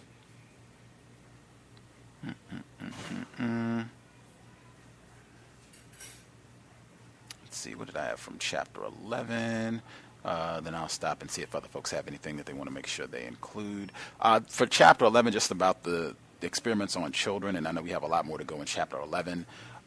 For years, particularly when Justice was younger, when she was 10, 11, 12, even to this day, people listen to the archives when she was that young. Obviously, she's much, much older now. I mean, she said, "Oh my gosh, I can't believe you have this 10-year-old on the program. What a disgrace!" And we're talking about serious issues here. And even individuals, not even talking about her, but they'll be talking about their own children. I have a child, and I don't want to talk to my child about racism, white supremacy. They're only 9 or 10 or 11 or 12, and I don't want to talk to them about these issues, or they can't understand these issues. And I want to wait until they're older.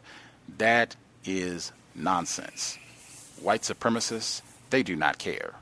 They are coming after your child from conception forward, not from the cradle to the grave. They're coming after your child from conception well beyond the grave, as this book demonstrates.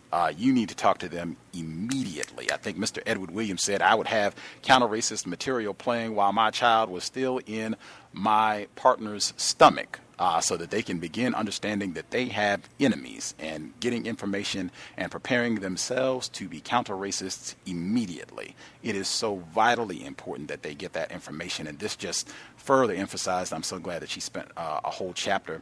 I thought this was maybe one of the most important sections of the book, where she was talking about the misleading use of the term Hispanic. And that, in fact, I'm just going to read what she says. She said, "This is misleading. Hispanic is an ethnic category encompassing people of white, black, and mixed race, and all the Hispanic boys lived in the Washington Heights area and were black Dominicans," observed Rudy M. Brown, Sharice Johnson's lawyer. "The boys were all black, and this was by design. The experimental protocol specifies that eligible participants must be African American or Hispanic, and specifically excludes whites from participation." I thought it was incorrect when she continued to use the term black and Hispanic, because I said, man, these could be all black people.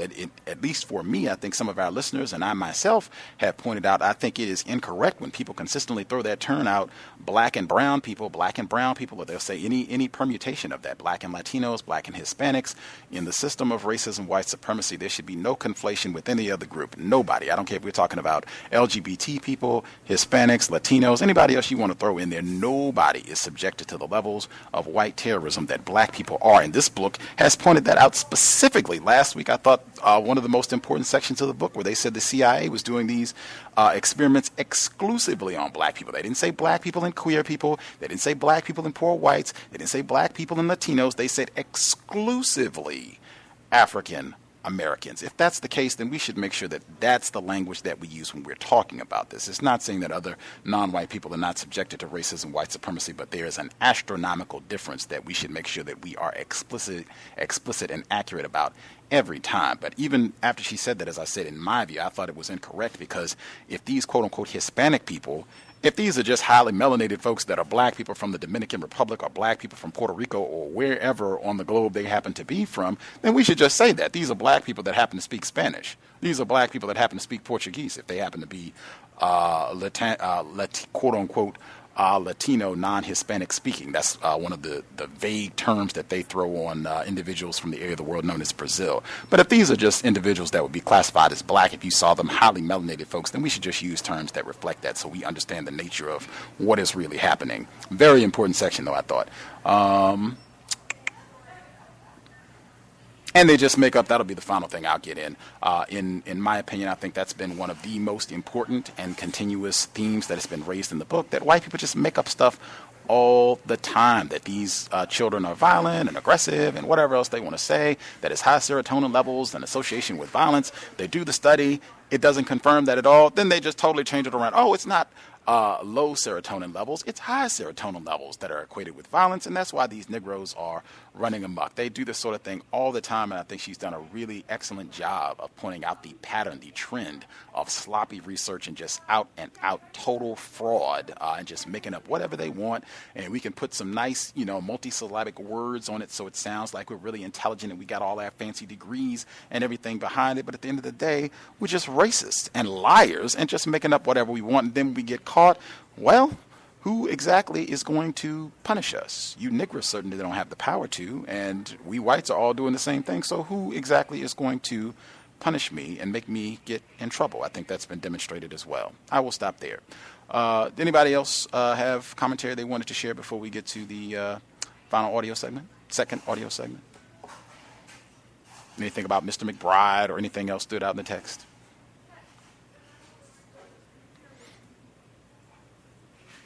Let's see, the caller 9039, did you have commentary? Can I be heard? Yes, sir. Yes, sir. Apologies for my late entry, Gus. Good evening to you and to all the callers and the listeners. As I said, I catching bits and pieces of it, but I just want to say real quick that the whole everything that's explained in the book, and one of your callers was stating before about they can just imagine how it is in prison, how you're forced to do certain things, and I've seen it all. I've seen it with my own eyes. Guys come in, start with the county jail. Guys come in the county jail, have a misdemeanor charge of trespassing or driving on suspended license. That's a big one down here. Just, really simple charges, and end up going to prison for 3 years, going to prison for 5 years, fighting, getting raped, just all kind of stuff at the county jail level. And then once you get to prison, it's a whole different, it's a different setting. Like, it's almost like a gladiator set. No, I take that back. It is a gladiator setting. You either, I survived because I read a lot. I played basketball well. So I had, kind of guys around me that were on the same type of thing. And I stuck to my type of people. But when you come in and you don't have the type of mentality just to be strong enough to make it through for whatever reason that you're leaning on, if you don't have some kind of strength, some kind of root base, you won't make it. You won't make it. I've seen guys break down, big guys, little guys, guys in the middle, everybody break down. I've had officers tell me when I was a youthful offender, and I was chosen to take part in this program because it was either take part in the program of a 3 years minimum mandatory sentence for selling delivery, or I could try my luck with a jury and end up with 36 years. It was what I was told by Judge Angelo, I want to say. But I ended up going in the youthful offender program, and they it's basically a military setting. They make us march everywhere. We have to call cadence, certain diet that they give us, constant beatings and just interactions, violent interactions with the officers all the time.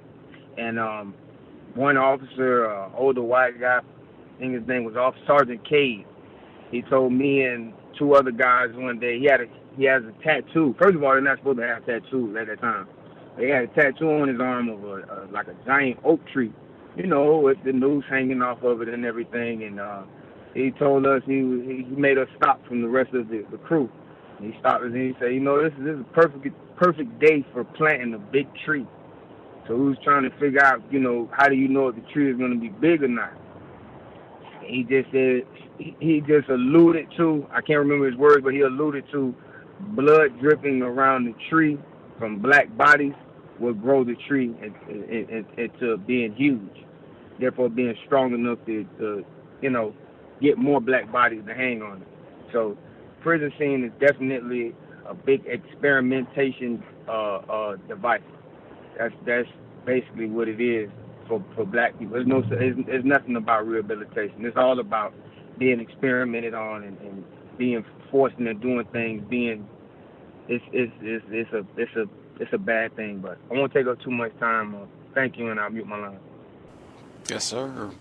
Appreciate that. Anybody else have commentary they wanted to make sure they got in?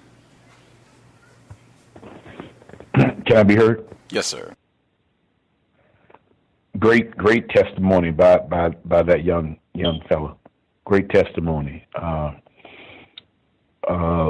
that's my thoughts on the greater confinement system and the design that way to maximize mistreatment with impunity in all different ways, and to where it's just I've never been in that position, but from what I've read and listened to others, it's total chaos.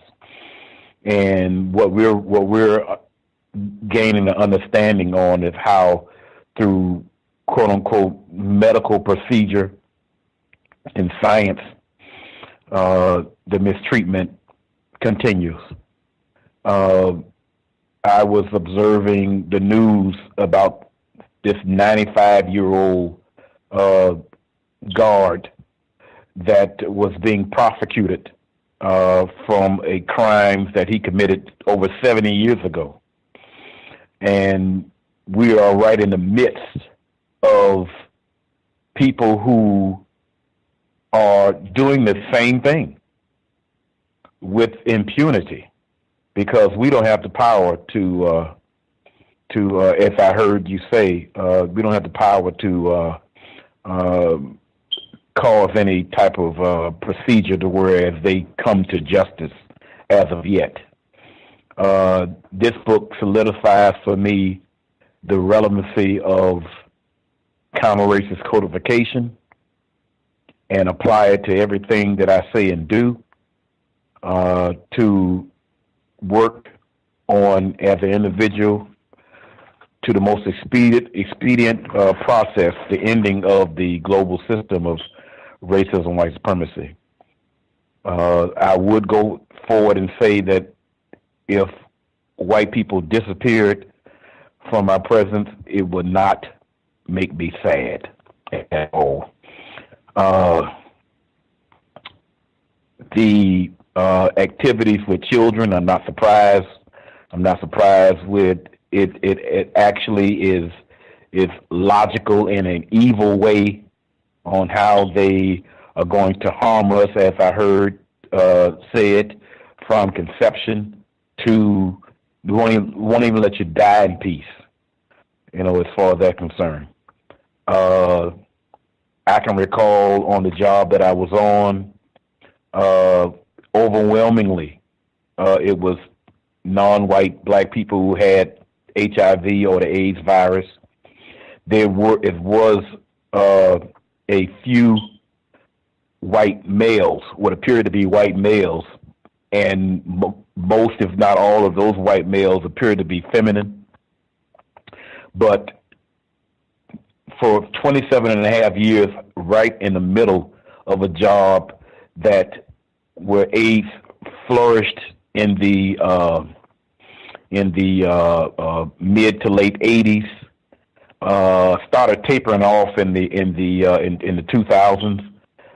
Never had a case where I was in the presence of a white female that had the AIDS virus or HIV. Now, mind you, I'm not in a fantasy world. I imagine that there is some white women who do have both AIDS and HIV, but I've never encountered that. But in all other aspects, as I mentioned, I have seen it. That just tells me that they are very conscious. Somebody is being injected with that disease. It's not just only people who have had sex or whatever. I mean, it's been a willful means of transferring that disease to non-white people. In general, that's what it tells me, because first and foremost, what they are obligated to protect is the white womb. Because, like I said, I haven't had a case at all like that. And that's all I have to say for right now. Thank you. Right on. We will pivot to the, unless somebody had we can give maybe one comment in, if it's going to be really brief. If not, we can get to the second audio segment. Is it going to be really brief? I think it should be pretty brief. Just listening to the book and some of the commentary that you brought up made me think about something. When I was in high school, I remember the police used to come to my high school and actually offer to pay young black males like $25 to go with them to the precinct to stand up in a lineup at the precinct. And I used to look at some of the guys going, I was like, y'all are crazy. I said, why would you even put yourself in the system like that to even stand in a lineup when you're innocent? And these guys just did it for the money. And it reminds me of some of the stuff that was brought up in the book. And then later on, I was watching a documentary, later on in life, I was watching a documentary on Larry Davis. And when they brought it up, they said that it was a part of Operation Condor, which was something they were doing throughout the city of New York during the time I was in high school. So, again, it's a system. You know, it just really brings home that it's a system, and they have it in for us from a very early age. Thank you, and I'll mute my line. For sure.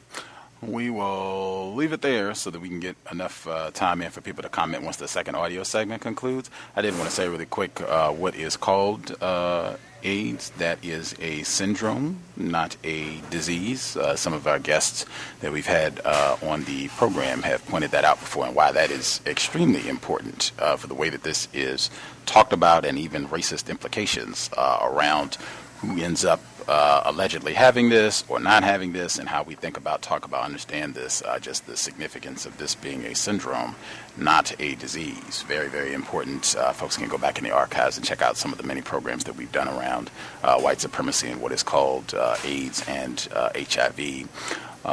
With that, we will pick it up. We are in Chapter 11 on the experimentation done on black children. Chapter 11, this is actually the last part of Part 2 of this book, Medical Apartheid, Harriet A. Washington. This is audio segment number 2 on the context of white supremacy. Despite the violation of confidentiality, the undue inducement, the medically risky non-therapeutic research on healthy children that clearly violated federal guidelines, and the racially discriminatory recruitment, the Office for Protection from Research Risks, OPRR investigation, exonerated the research institutions. This sent a clear message that no penalties would be ascribed to dangerous research if it were conducted on black children, declared lawyer and children's advocate Cliff Zucker. In cities like New York, where the poor are disproportionately minorities, OPRR's decision has a discriminatory impact on children of color. These children will be subject to experiments that may not be conducted on middle-class or Caucasian children. A 2004 study revealed that the Fenfluramine experiments may have damaged more than these children's physical health and legal rights. A relatively low single dose of the drug has been implicated in brain damage in humans as well as in animals. Fenfluramine may actually trigger such behavior changes as increased aggression. Sadly, this is not news to Sharice Johnson and Isaac. 2 weeks after he was given the drug, he started having sharp, painful headaches. Then as the headaches became more unbearable, he started having anxiety attacks and hyperventilating. He would start gasping for breath as if he couldn't breathe, as with someone who was having an asthma attack. He started having horrible nightmares. He would wake up in the night screaming, thinking that someone was in his room. To this day, my son continues to suffer the severe consequences of the reckless disregard for him as a human being by those experimenters. To them, he was just another guinea pig. Johnson has filed a lawsuit for the violation of Isaac's rights. And the other boys? Daniel S. Pine, M.D., the study's principal investigator, told New York's Amsterdam News in 1998 that families overwhelmingly reported that the research experience was a positive one. But no family members have come forward in response to legal and media questions, so we cannot know whether their children suffered serious side effects from the drug. Johnson's lawyer, Rudy Brown, believes that the other families are intimidated by the OPRR decision and the juvenile justice system, too afraid of what might happen to the older brothers of the subjects should they speak out. And despite Johnson's insight and courage, justice has proven elusive for her as well. Her civil suit for $60 million against the city, the researchers, the NYSPI, and Columbia Presbyterian Hospital alleged breach of confidentiality and civil rights violations. But it languished for 3 years in the teeming files of Judge George B. Daniels of Federal District Court in Manhattan. Daniels, who is black, was profiled by the New York Times in December 2004 as the unchallenged king of delayed decisions, with 289 civil case motions pending for longer than 6 months, more than any other judge in the nation. By the time Brown was able to force a decision through the appellate court in November 2003, Isaac was 17, and Columbia was released as a defendant. As this book went to press, Johnson's case was scheduled for late 2006. The Fenfluramine experiments are not without precedent. 30 years earlier, the National Institutes of Mental Health's Center for Crime and Delinquency awarded a 3-year, $300,000 grant to Dagomba Bourgaonka, Ph.D. Under the aegis of Johns Hopkins University, he undertook a large study to investigate whether adolescent boys, many of whom were wards of Maryland's juvenile justice system, gave indications of a genetic anomaly, XYY. The XYY syndrome was first discovered in 1961 when Dr. A. Sandberg described a 6-foot white male who exhibited no mental or physical abnormalities, but who had an unusual chromosomal complement, called an aneuploidy. This condition affected not the workaday somatic chromosomes, but the sex chromosomes that determine maleness and femaleness. A normal male inherits one X chromosome from his mother and one Y chromosome from his father. Women inherit 2 X's, one from each parent. But this man's karyotype, or chromosome chart, showed that he had 1 X and 2 Ys, an accident of reproduction. The man looked normal except for his height, a little extra abdominal girth, and troubled skin. Most XYY males look so normal that they tend to be detected by accident while doctors are looking for something else. The mere presence of a genetic variation such as XYY does not necessarily result in any appreciable difference in physiology or behavior. But visceral reactions about the presence of 2 Y chromosomes led scientists to postulate that such men must be supermales, possessed of unusual degrees of aggressiveness. For example, in 1973, Dr. L. F. Jarvik opined in the pages of the Journal of the American Medical Association that the Y chromosome is the male determining chromosome. Therefore, it should come out as no surprise that an extra Y chromosome can produce an individual with heightened masculinity, evinced by characteristics such as unusual tallness, increased fertility, and powerful aggressive tendencies. A wealth of other differences were quickly ascribed to XYY as well, including low intelligence, abdominal fat, large teeth, and acne. But by the mid-1970s, only tallness, adult acne, and abdominal fat persisted as demonstrated XYY traits. The belief that XYY males with their extra Y chromosome were aggressive, even violent, and more likely to become criminals than genetically normal males, was bolstered by a finding that XYY males were also found in mental penal institutions at a higher rate than other men. The XYY males were not imprisoned for violent crimes, or found more frequently in regular prisons than were the typical XY males. Bourgaonka sought to discover the prevalence of XYY males in the U.S. population and to determine whether the XYY genetic anomaly might be responsible for aggressiveness and violent behavior. To do this, he selected 6,000 boys, approximately 85% of whom were black, and most of whom were housed in Maryland state institutions for abandoned or delinquent children. He also selected 500 more affluent boys in Edgemead, a Maryland private psychiatric treatment center, 80% of whom were white. For normal controls, the investigator selected 7,500 East Baltimore boys, who were enrolled in a free child care program at Johns Hopkins University. These boys lived in a housing project for low-income families that was 95% black. Like the Fenfluramine victims, these boys were subjected to stigmatizing testing, psychological assessments, and blood draws in a 3-year experiment that could brand them as latent criminals for life. Parents were told that the blood samples were taken to test for anemia and other medical problems, but it was actually drawn to screen for boys with the extra Y chromosome that made them XYY males instead of normal XY males. As with the Fenfluramine study, the justice system played an active role in study recruitment.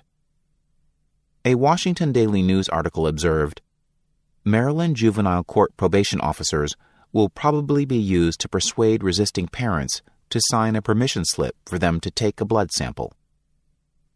No evidence had been offered of genetic assortment of XYY by race, yet racially distinct populations of boys were selected. Approximately 85% were African American at a time when African Americans constituted only 10.8% of the population. This means that had an association been proven between XYY males and violence, it would have emerged from the data as an association between black boys with XYY and violence. What's more, Bourgankar often culled his subjects from incarcerated populations, and no evidence of consent, written or verbal, was found for most of the enrolled boys. The XYY study suffered from the same glaring logical flaws as the Fenfluramine study. Similar XYY dragnets were instituted using black infants in New York City and in Boston, supported by Harvard University. But in Boston, ethically responsible researchers were able to derail the study before it began. One of the most effective and vocal critics was pioneering Harvard University geneticist Jonathan Beckwith, who declared, "The whole premise of the study was based on terribly faulty science." It seems strange that accomplished scientists at several major universities would embrace science that was so deeply flawed. However, if one looks beyond the narrowly stated purpose of the studies to the real utility of any data that might result from them, a logical reason emerges for this apparent design error, because a darker logic lurks behind the study's selection of black males. The studies fit the period's pattern of intense focus on violence in black populations. Between 1960 and 1972, fed by the baby boom, U.S. crime rates soared exponentially. After 1967, the relatively peaceful civil rights movement gave way to spurts of urban violence, race riots, which escalated after the 1968 slaying of the Reverend Martin Luther King Jr. Some researchers reacted by medicalizing this violence. Beginning in the 1970s, the Centers for Disease Control, CDC, reported that annual homicide rates for young African American males were from 5 to 8 times greater than those for young white males. These data have led to conclusions that violence is a peculiarly African American problem. But such conclusions tend to ignore how racism and poverty confound the relationship between violence and race. They also ignore the fact that violence is an American problem, not an African American one. The United States is the industrialized world's most violent society. Scotland is a distant second, with a murder rate that is only 1/4 of the U.S. rate. The trend toward the medicalization of violence in blacks fed the popularity of genetic violence studies of black boys, but nature failed to cooperate with the politics. Bourgankar's research and subsequent studies determined that XYY, the supposed marker for violence, is a white marker, not a black one, in that it is found more commonly in white men than in blacks. If the extra chromosome were indeed the violence gene, white men would be from 1.5 to 3 times as likely to harbor a propensity for violence. But it is not. no scientific basis for any propensity to violence or criminality in XYY males was found, and the theory, which was always thin and circumstantial, was discredited. However, the XYY theory of hyper-male criminality still thrives in popular culture because the news media, which had widely trumpeted the criminal gene controversy, largely failed to publicize the findings that exonerated XYY. As a result, people still think of XYY men as harboring a criminal gene. Journalists muse on the chromosomal status of the serial killer du jour, and such murderers as Richard Speck and Arthur Shawcross have often raised a supposed XYY anomaly as a defense in murder trials, sometimes successfully.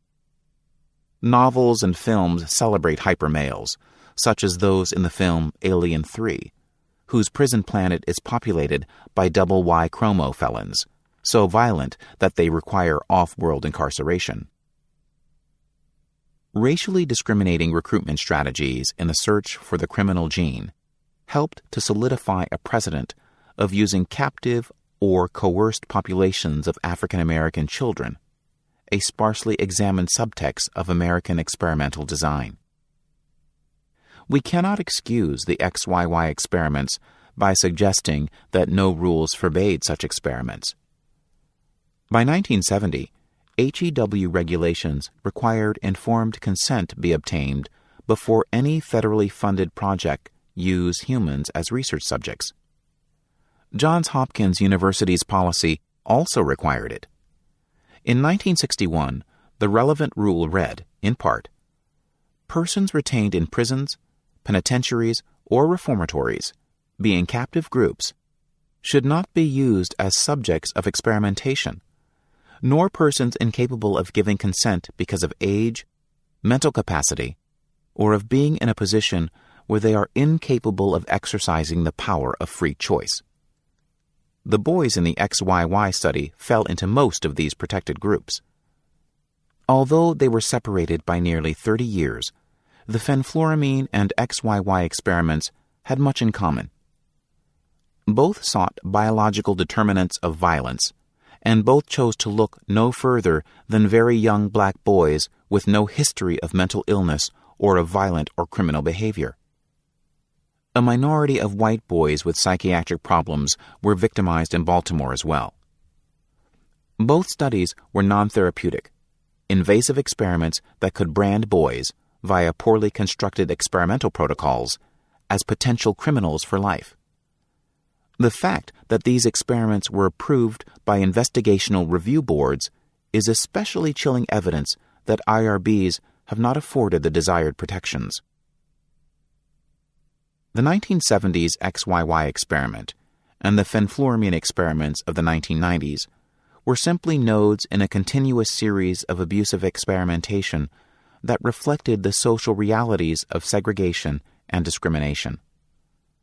Scientists loaded the statistical dice in the simplest manner, by testing blacks exclusively, to locate the supposed biological propensity toward violence in the hereditary apparatus of blacks. But, as the late naturalist Stephen Jay Gould mused, why should the violent behavior of some desperate and discouraged people point to a specific disorder of their brain, while the corruption and violence of some congressmen and presidents provokes no similar theory?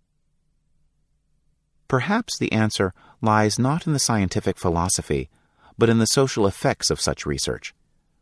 Locating black violence in the genetic complement of black boys nourishes excuses to abandon social therapeutic approaches. What good is better education, better nutrition, safe, clean housing, social and psychological support, and a more nurturing home and school environment to a born monster? But this hereditarianism fallacy is specious. An inborn racial propensity to violence has often been postulated, but has never been demonstrated, despite a bewildering variety of attempts. Even if such a tendency were discovered, it would in no way negate the mitigating value of social, psychological, and educational interventions, certainly not without trying them first. Murder of the Black Mind. But another medical trend fueled by the born criminal image posed a much more immediate danger to boys. Crude, often experimental brain surgeries, backed by a quite coarse understanding of brain function, to excise the alleged seat of violence. Between 1936 and 1960, an estimated 50,000 lobotomies severed neuronal connections between the frontal lobes and the midbrain of mental patients, both adults and children. Psychiatrists and neurosurgeons who practice these blind-cut lobotomies simply inserted crude tools such as the ice pickalon and blindly swept them back and forth within the brain, cutting all the connecting nerves, sight unseen, at one fell swoop. Nothing could be more violent than this clumsy and nightmarish destruction of brain tissue.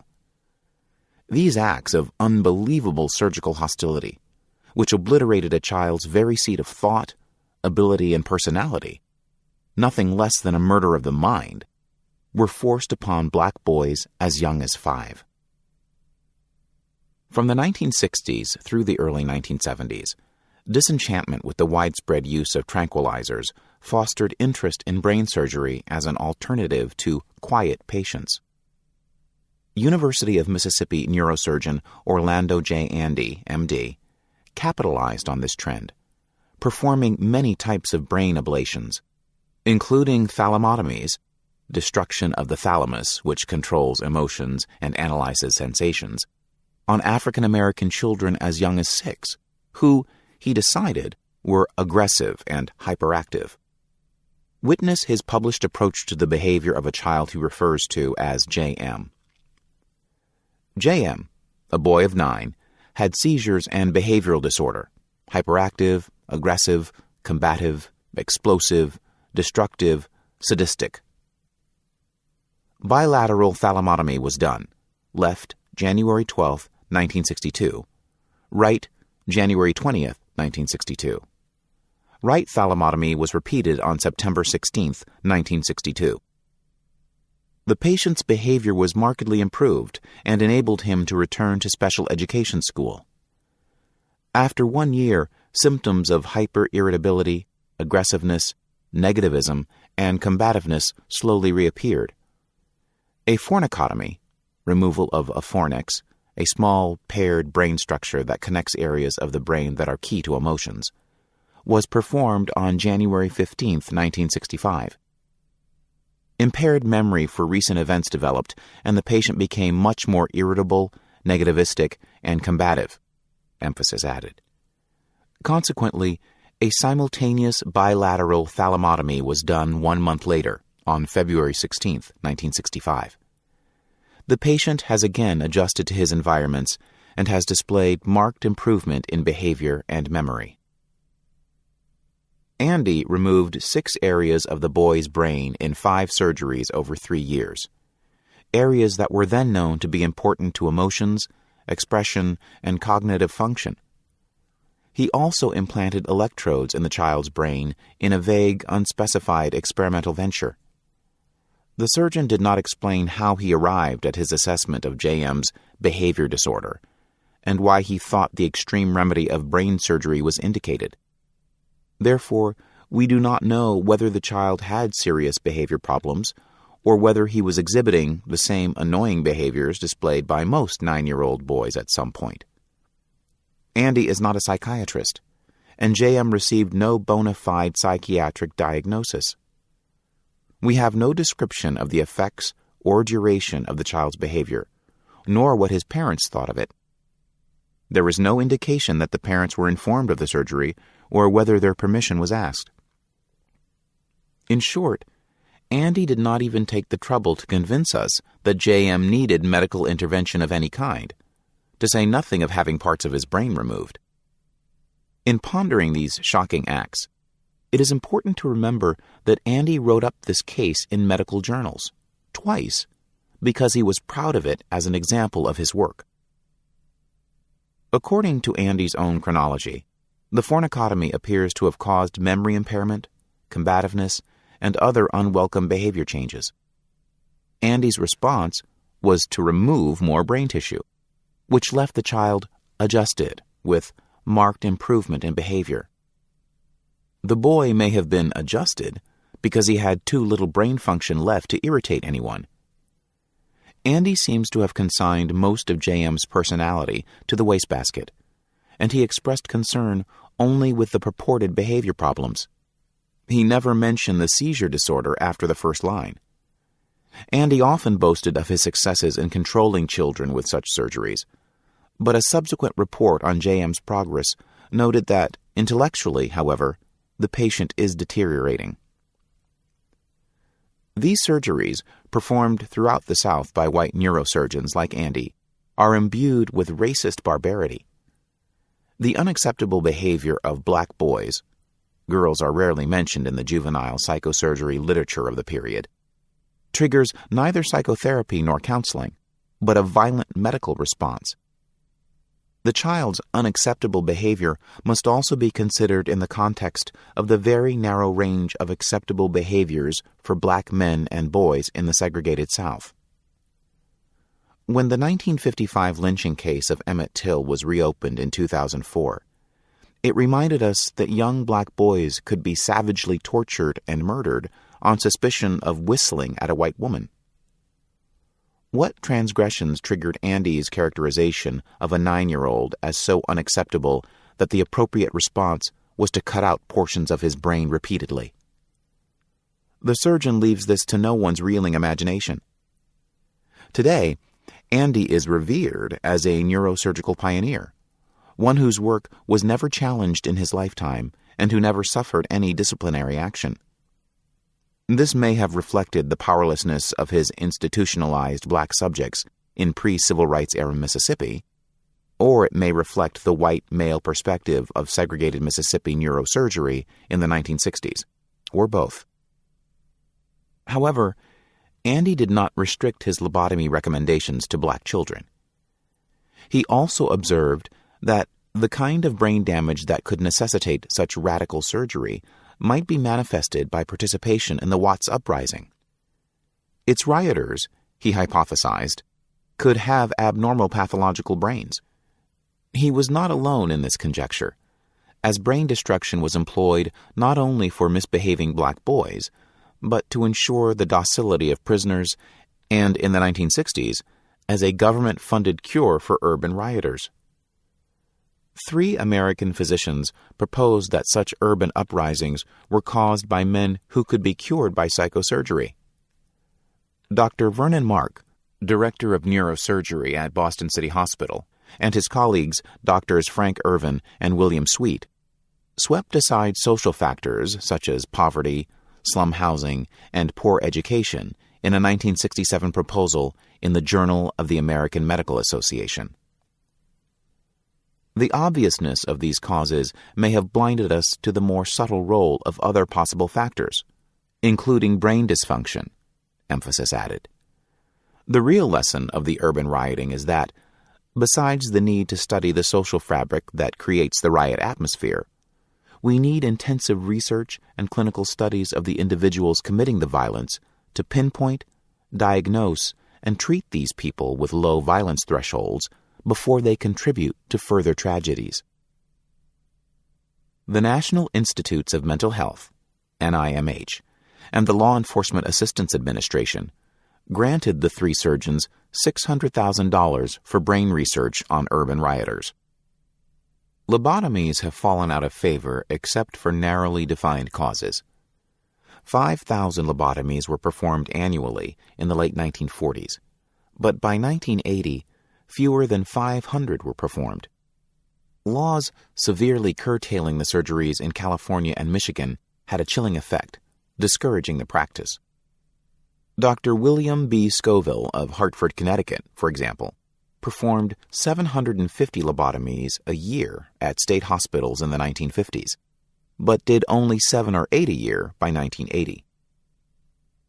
Today, some psychiatrists still practice several types of lobotomies.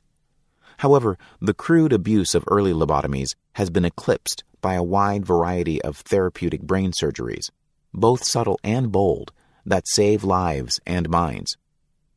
It would be a terrible mistake to condemn all extensive brain surgeries, even experimental ones, in children. This confuses the life-saving genius of some modern techniques with the abuses of the past. For example, African-American neurosurgeon Dr. Benjamin S. Carson Sr., the chief of pediatric neurosurgery at Johns Hopkins, has devised innovative surgical techniques that use a sophisticated understanding of the brain, maintain a therapeutic focus, and incorporate informed consent. His successful innovations in separating craniopagus conjoined twins, Siamese twins who are joined only at the skull, and employing hemispherectomies to quell life-threatening epileptic seizures have restored health, not mere docility, to an entire generation of children. But the obsession of American psychiatry with black boys continued and took center stage in February 1992 when Frederick Goodwin, then chief of the Alcohol, Drug Abuse, and Mental Health Administration of the NIMH, appeared before the National Health Advisory Council to champion the Violence Initiative, a group of urban violence studies. He did so by comparing inner-city boys, young blacks, to rhesus monkeys in the jungle. If you look, for example, at male monkeys, especially in the wild, roughly half of them survive to adulthood. The other half die by violence. That is the natural way of it for males, to knock each other off, and in fact, there are some interesting evolutionary implications of that, because the same hyper-aggressive monkeys who kill each other are also hypersexual, so they copulate more, and therefore they reproduce more to offset the fact that half of them are dying. Now, one could say that if some of the loss of social structure in this society, and particularly within the high-impact inner-city areas, has removed some of the civilizing evolutionary things that we have built up, and that maybe it isn't just the careless use of the word when people call certain areas of certain cities jungles, that we may have gone back to what might be more natural, without all of the social controls that we have imposed upon ourselves as a civilization over thousands of years in our own evolution. Many were deeply and vociferously offended by this characterization of young black men, and the then Secretary of Health and Human Services, Dr. Louis Sullivan, who is African American, criticized his remarks. But despite the many calls for Goodwin's removal, Sullivan appointed him head of the National Institutes of Mental Health, from which influential post Goodwin continued to champion violence initiative research, such as the New York City Fenfluramine studies, and to influence other U.S. medical research policy. What's notable about Goodwin's statement is the implication that these black children poison their environment with their atavistic behaviors, instead of a belief that they fall victim to the dangerous, impoverished, and desolate urban landscape into which they are born. In the relentless quest for black pathology, the influence of unusually harmful and violent environments of many black children has often been given short shrift in deference to genetic studies. But more incisive medical investigations of violence are appearing, often conducted by African American physicians. For example, in 1991, Harvard School of Public Health professor Deborah Prothro Stith, MD, wrote Deadly Consequences, an insightful analysis of youth, race, and American violence.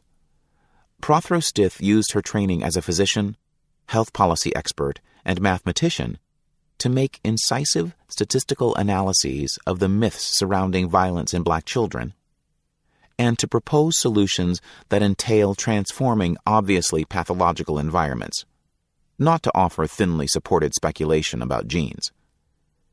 When a coalition of public health academics, police, physicians, and ministers made a concerted attack on Boston's youth violence in 1998, violent crime fell precipitously, and that year the teenage murder rate fell to 0, although, as Prothro Stith observed, we didn't change the gene pool. What sort of research will future scientists be encouraged to pursue with our tax dollars? Racist mythology, or investigations of violence as an American problem, not a black one? As Stephen Jay Gould warned in 1982, we have a choice to make. Shall we concentrate upon unfounded speculation for the violence of some, one that follows the deterministic philosophy of blaming the victim? Or shall we try to eliminate the oppression that builds ghettos and saps the spirit of the unemployed in the first place? The National Commission for the Protection of Human Subjects of Biomedical and Behavioral Research concluded in 1977 that children were an especially vulnerable population because they could not offer consent. Yet, children today are more likely to become research subjects, now that federal policies begun in the mid-1990s have changed the face of the typical research subject. The National Institutes of Health, NIH, Research Revitalization Act mandated the inclusion of women and minorities in all research in 1994 and added children in 1998. So far, the new FDA and NIH policies have placed stress not on protecting children, but on ensuring children's access to research. Unfortunately, this too often means researchers' access to children. This is an ominous paradigm shift for black children, who already are overrepresented in non-therapeutic and stigmatizing medical research. Well, context of white supremacy. We will stop there. We are still in Chapter 11, and if I'm looking at this correctly, I think we will have approximately 4 of these to go. Some of this might depend on exactly how long the epilogue is, but just from my rough observation, I'm thinking 4. We should be 4 and done, and I can say pretty confidently that the next book we're going to do is Blood Brothers, on the friendship, or I guess the dissolution of the friendship between the late Muhammad Ali and Minister Malcolm X. I think that would be a great study for many reasons, as well as the timeliness, the passing of Muhammad Ali of late. But it should be sometime in July, mid-July, by the time we get to that. But I'm thinking 4 and all done. Anywho, if folks have commentary they would like to share, the number to dial is 641-715-3640. The code is 564-943#. Press star 6 if you would like to participate. Everyone who dialed in with a hand up should be with us. I guess I'll check the caller 9516. Did you have commentary? I think you said you were kind of waiting until the second audio segment because you didn't really get to hear too much during the first segment. Did you have anything that you wanted to share before we get to the other folks? Yes. And this, wow, this is just like hard to hear it, listening to just all of the experiments that they are doing on our black men. It just made me think about the vaccinations that they give to children. You know, when they're first born, they give the vaccinations. And you just never know what they're putting in them. And you know, to make them have these this XYY, this genetic anomaly that makes this super male with increased aggressiveness and violent behavior. But I mean, it's like they cause the problem and then they say they're going to treat the problem. But basically, they just want to, feminize and emasculate and control and make, our black men submissive. That's all I had. Thanks. No, Charles S. Dutton was one of the XYY black males that was in Alien 3, where he says, I'm a rapist and murderer of women. And there's a whole nother backstory on the racism in that sci-fi film, but that is, even though it did come up in here, that is another story. Anyway, other folks that dialed in who have commentary, would you like to participate? May I be heard? Yes, ma'am. Yeah, this is the first time since I've been participating in the book reading that I just wanted not to participate. I thought to take my earplugs out on this section of Murder of the Black Mind. These savages, it's harder on my emotions, like I'm sure maybe for other people as well. And, I used to live around white folks, but for the past years, I just refuse. I don't care what they say about the hood or the neighborhood. I prefer to live around my own people, and I, like the other caller, I could care less if I ever saw another white person again in my life. It doesn't bother me one bit. Just the idea of what they did to these children and this savage dismantling this boy's brain, it's just,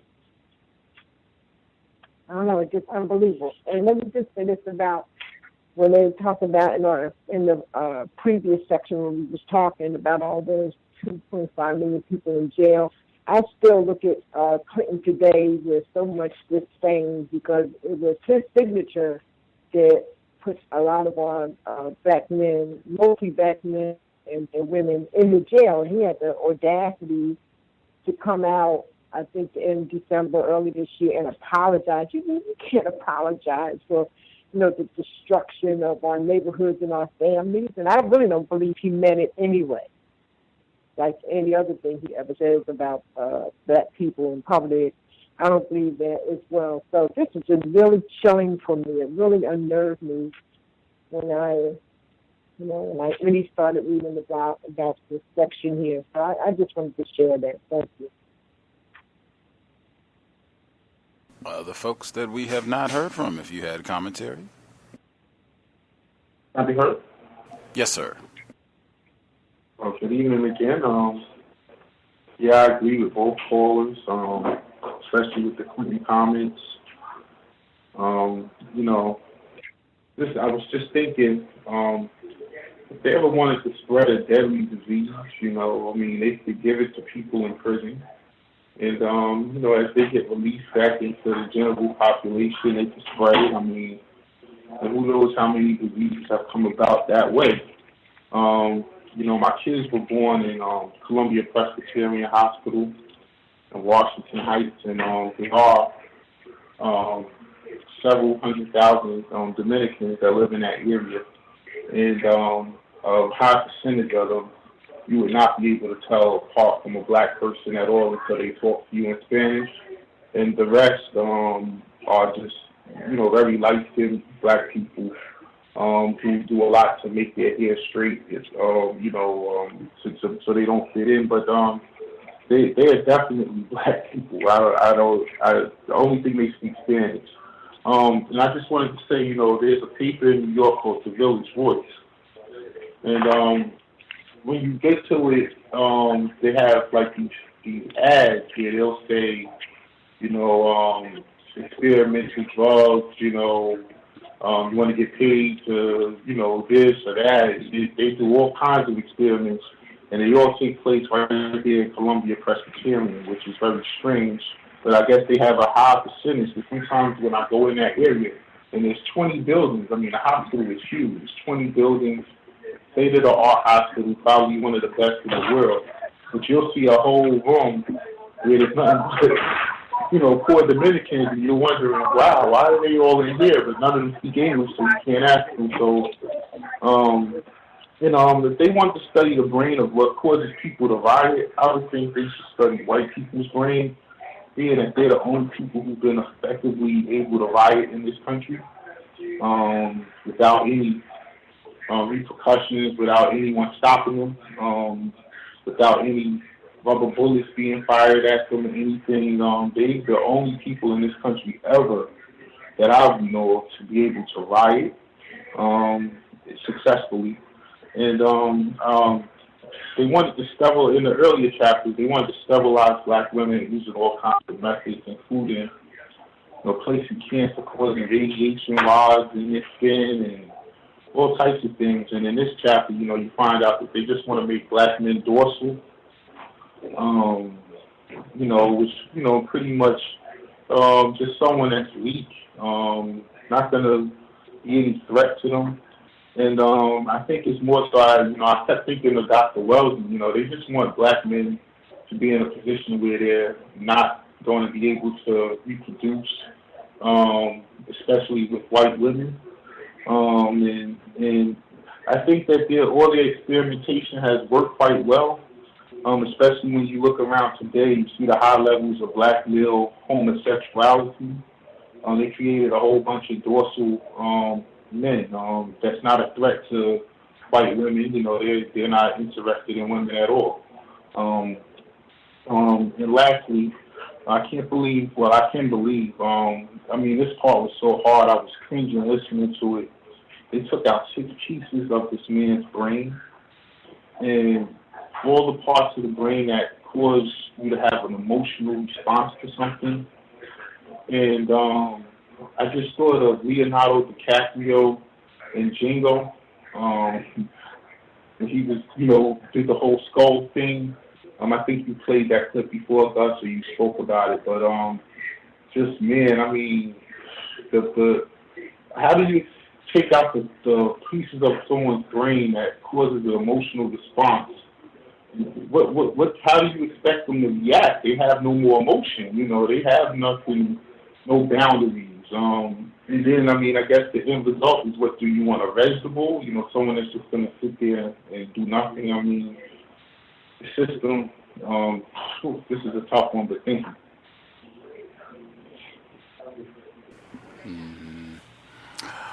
Other folks have commentary they want to share? Can I be heard?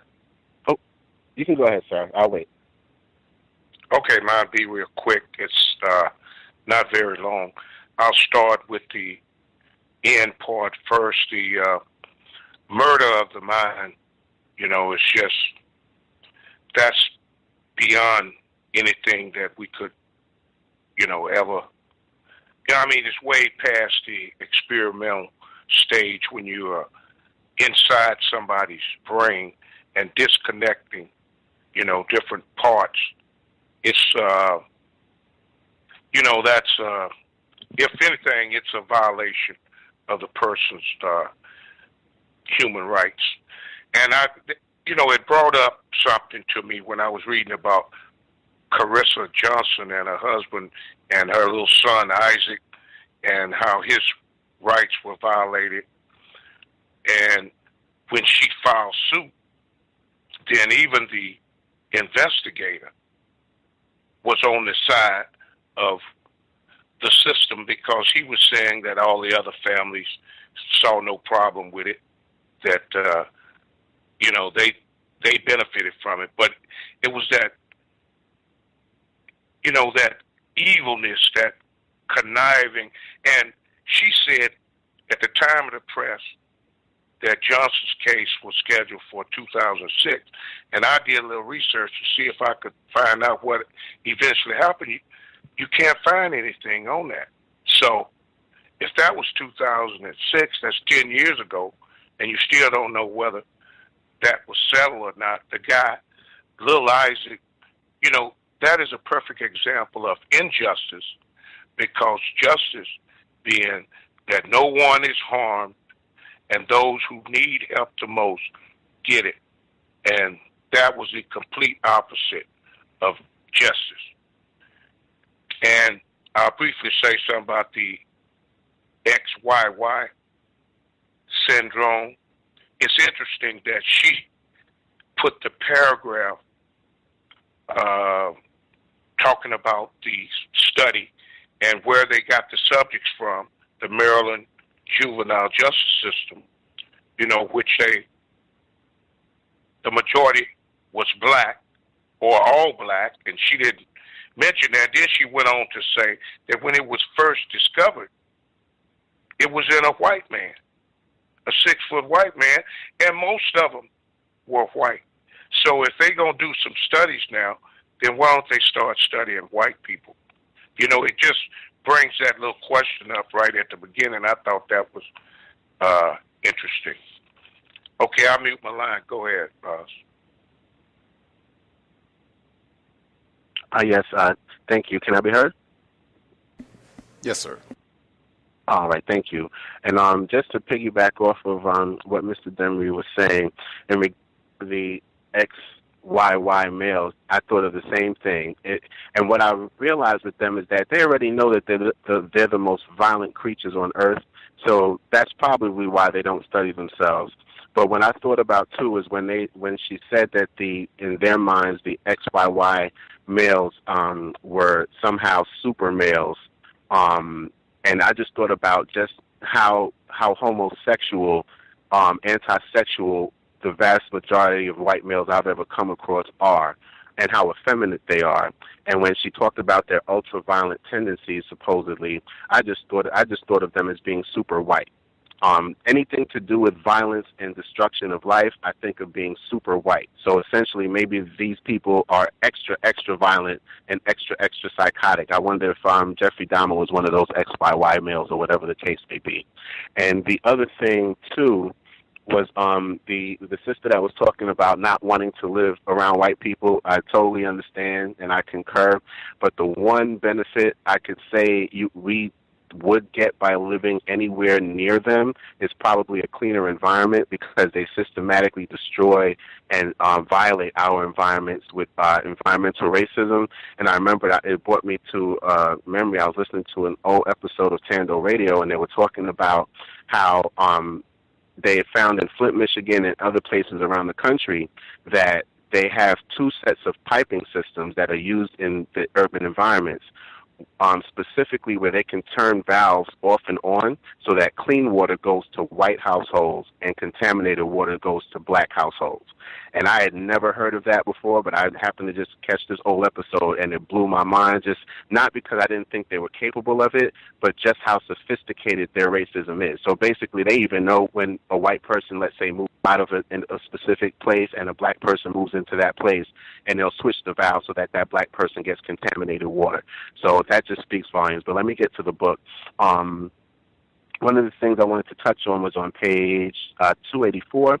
Actually, the very beginning, where it says, but another medical trend fueled by the born criminal image posed a much more immediate danger to boys. Crude, often experimental brain surgeries backed by quite coarse understanding of brain function to excise the alleged seat of violence.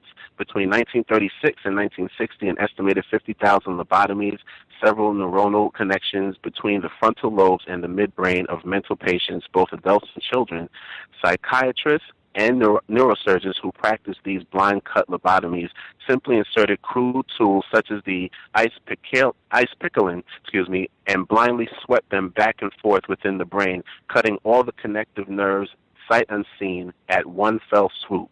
Nothing could be more violent than this clumsy and nightmarish destruction of brain tissue.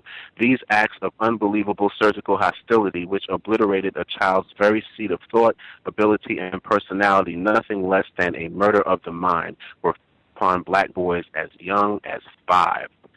And this just, I've actually read about these things and actually seen some of this depicted in horror movies, where they go through the eye socket of a male with a sharp object and basically scramble the brain like eggs. So that's essentially what they're doing, is scrambling their brains like eggs and just completely destroying the tissue itself. And it's just to even fathom what that is and how that looks and what the person is going through at the moment that this person is doing it, because they normally would do it without anesthesia as well. So, to do this to children as young as 5, this really speaks to white psychopathology against black children and against all children. The next thing I wanted to touch on is, it's on page 285. At the bottom it says, according to Andy's own chronology, the fornicotomy,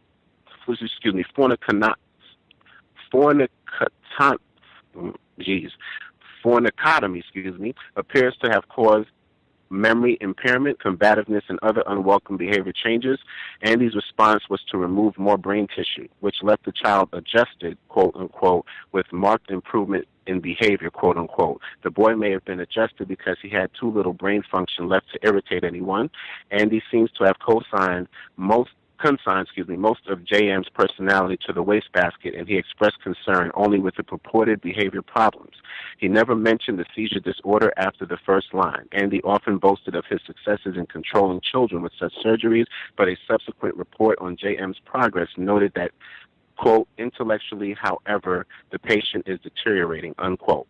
To me, this is like the beginning of the zombification process. I believe that they were trying to find a way to really, when Thomas and Gus and the other calls are talking about the docility or making black males docile. I think this was their beginning of their experiments with zombification, and we're seeing it now culminating in like hit shows like The Walking Dead and such. And it just really brings to mind just the type of sickness that white people must have as far as just their organized terrorism for them to even conceive of doing this to other people. And the last section I wanted to touch on is on page 288. It says, what's notable about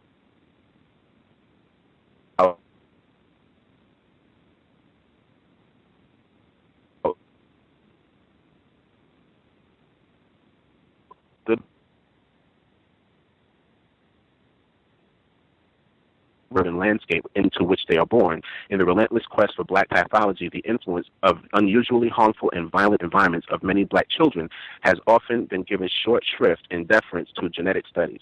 And this really speaks to the fact that with white people, there's no concern with helping anybody function to their optimum capability. It's only about trying to prove somehow through genetics that there is something wrong with black people and to somehow normalize the white melanin deficient psychotic gene that they carry and they perpetrate and perpetuate every time that they create another creature. And it's just a lot to think about, because anytime we go for any sort of medical assistance, essentially this is the way that they view us. And I mean, for me, sadly, my father-in-law is actually in the hospital now, and we have been trying to avoid that because the last two experiences almost actually took him out. Come to find out, as far as his health, his physical health, he's really good. My wife's changing his eating habits has gotten him, actually he's no longer actively diabetic. She's gotten his blood pressure stabilized and things like that, but he actually was poisoned by a severe UTI, and now he's doing better than he was recently.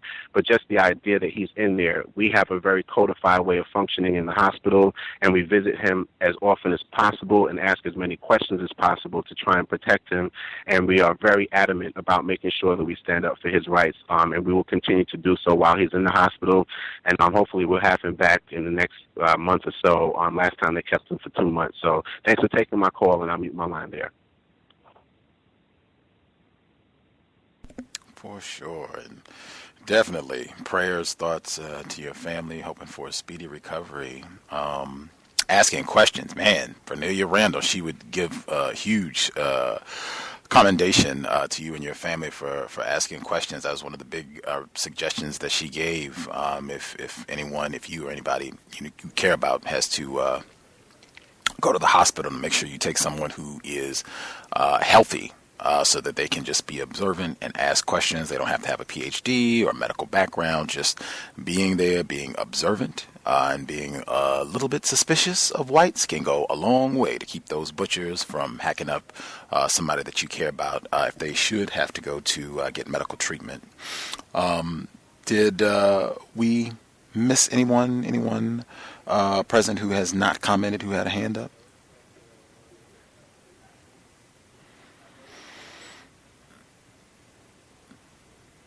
We got everybody? If everybody satisfied who had a hand up, who had something they wanted to share? Grant, some of the quick comments that I wanted to get in. Same thing that I said. I think she started the segment when she was talking about some of these studies that were done in New York, where Cliff Zucker said that they were doing these studies that were terrorizing specifically black children. But, again, who is going to indict us for doing this? Certainly black people don't have any power to do anything to us for what we've done. So we might just continue right along doing more of these studies, which sounds like that's exactly what has happened, continuing to happen right now, 2016. See, next up,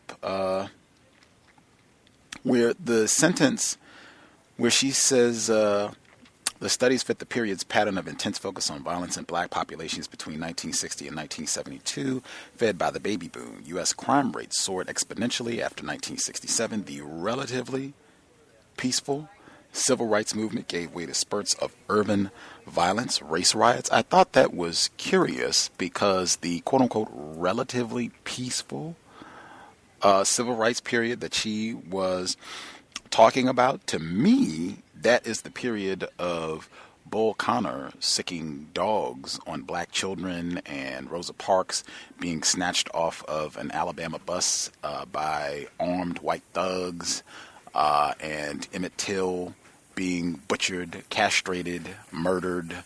Lots and lots of violence. The bombing of the church, which he mentioned before in Birmingham, also Alabama, and then their bodies being dug up. Later, at least one of them, their bodies being dug up. That does not seem relatively peaceful to me. I guess it would come down to what do you mean by peaceful? If we're talking about what whites were doing in response to relatively peaceful Negroes, it was certainly not peaceful. They were being extremely terroristic. I would submit that all of the things that they were doing certainly paled in comparison to how black people responded later on in the 1960s. I certainly do not remember black people bombing any white churches during the latter portion of the 1960s. I don't remember them killing any white children in the later 1960s. I don't remember them sicking any dogs on white people, which all of that seemed to be standard operating procedure during the 1960s. And continuing again, this is the 1-year anniversary of the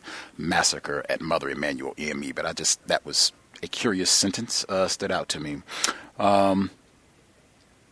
The whole extra chromosome thing, I think you all touched on it before. I thought as well, like, hey, right in line with what I just said, we should be studying whites, it would seem. If someone is extra violent, that's who we should be studying. Everything that we've read in this book and the whole history, even what they brag about, why you get movies like Alien, where it's just about violence and killing. And, we go to a whole nother planet just to do some more killing, find another creature that we can hunt down and kill. That's who we should be studying. But no, that's not what we want to do. That's not what this is all about. Let's see.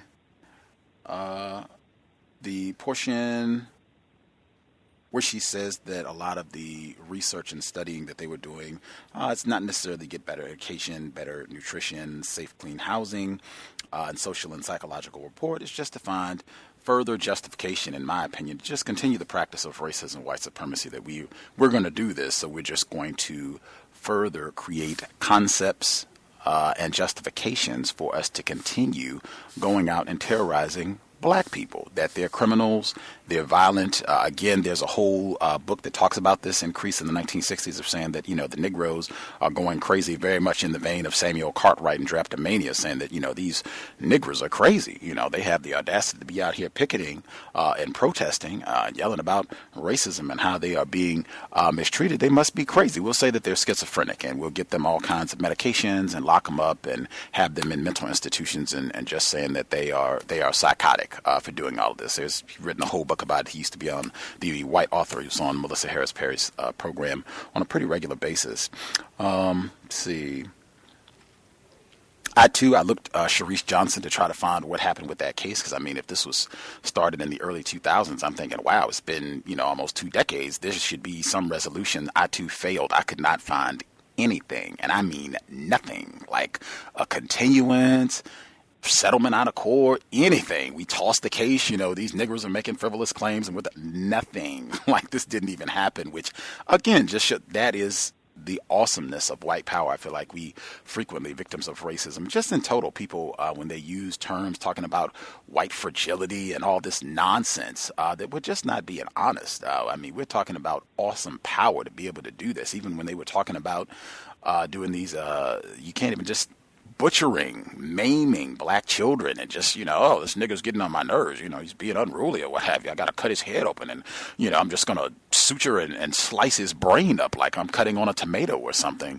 That this is not new. This even came up. This is, I think, at least the second or third time that this has come up in the book. I think the first time it came up, it was during the formal plantation stage when they were taking, you all can correct me if I'm wrong, but don't you all remember they said when they were taking instruments that you would use to work on shoes, some sort of a person who worked on garments or what have you. I just forget the formal term, but they were taking those instruments and cutting open black babies' skulls. People remember that part from the book, right? I know that was a while back. I think probably a month or so ago earlier in the book, but I think this is at least the second or third time that she's talked about this. A lot of what we have read, it seems very much on a continuum of they just keep doing the same thing, whether it's the racist phraseology that is used in terms of classifying black people as crazy for our responses to racism, white supremacy, comparing us to monkeys and beasts and savages, anything but human beings, men and women being oversexed, and then everything that results from that. Of course, they're not humans, and of course, we're not going to think about them in that way or treat them in that manner. So they deserve to be butchered and tortured, enslaved, maimed, killed, and whatever else we decide that we want to do with them. It just seems like doing more of the same, more or less, for centuries. I think that's pretty much what this book has pointed out, at least in my view. I was looking at this book, Violence, and I was searching for it to try to see if I could locate it. It's Violence in the Brain, where she goes in detail about all this, where this white person, he wasn't even making an effort to hide what he was doing, and just like he was proud of it, and he's not vilified. I thought that was important that she talked about that as well. This doctor who is doing all this to this young black child, the initials JM, where she says Andy did not even take the trouble to convince us that JM needed medical intervention of any kind, to say nothing of having parts of his brain removed. If pondering these shocking acts, it's important to remember that Andy wrote up this case in medical journals twice because he was proud of it as an example of his best work.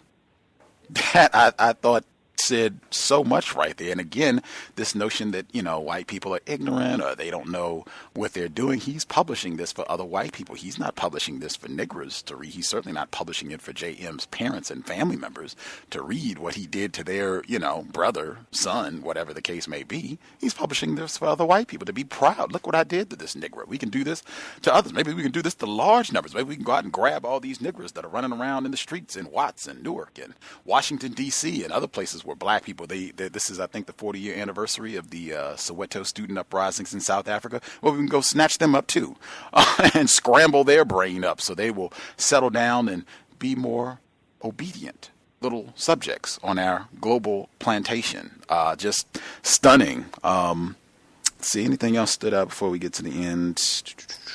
Yeah, we had another comparison to black people and Harambe. But like I said, that's for me, if anything, I think it is important noting that as heinous as a lot of what is mentioned is, as chilling as it is, most of this has been mentioned before in the book. They just keep doing the same thing over and over and over. They find new ways of doing the same thing in terms of how they're going to terrorize, control, dominate black people. I don't know how the book will end. I'm reading it all with you, but I suspect it's just going to be more to come as we continue to move along, and we're getting closer and closer to current time. So it'll be interesting to see how close we get to what's actually happening in the 2000s as we move over the next, I think, 4 weeks till we get to conclusion. I will stop there.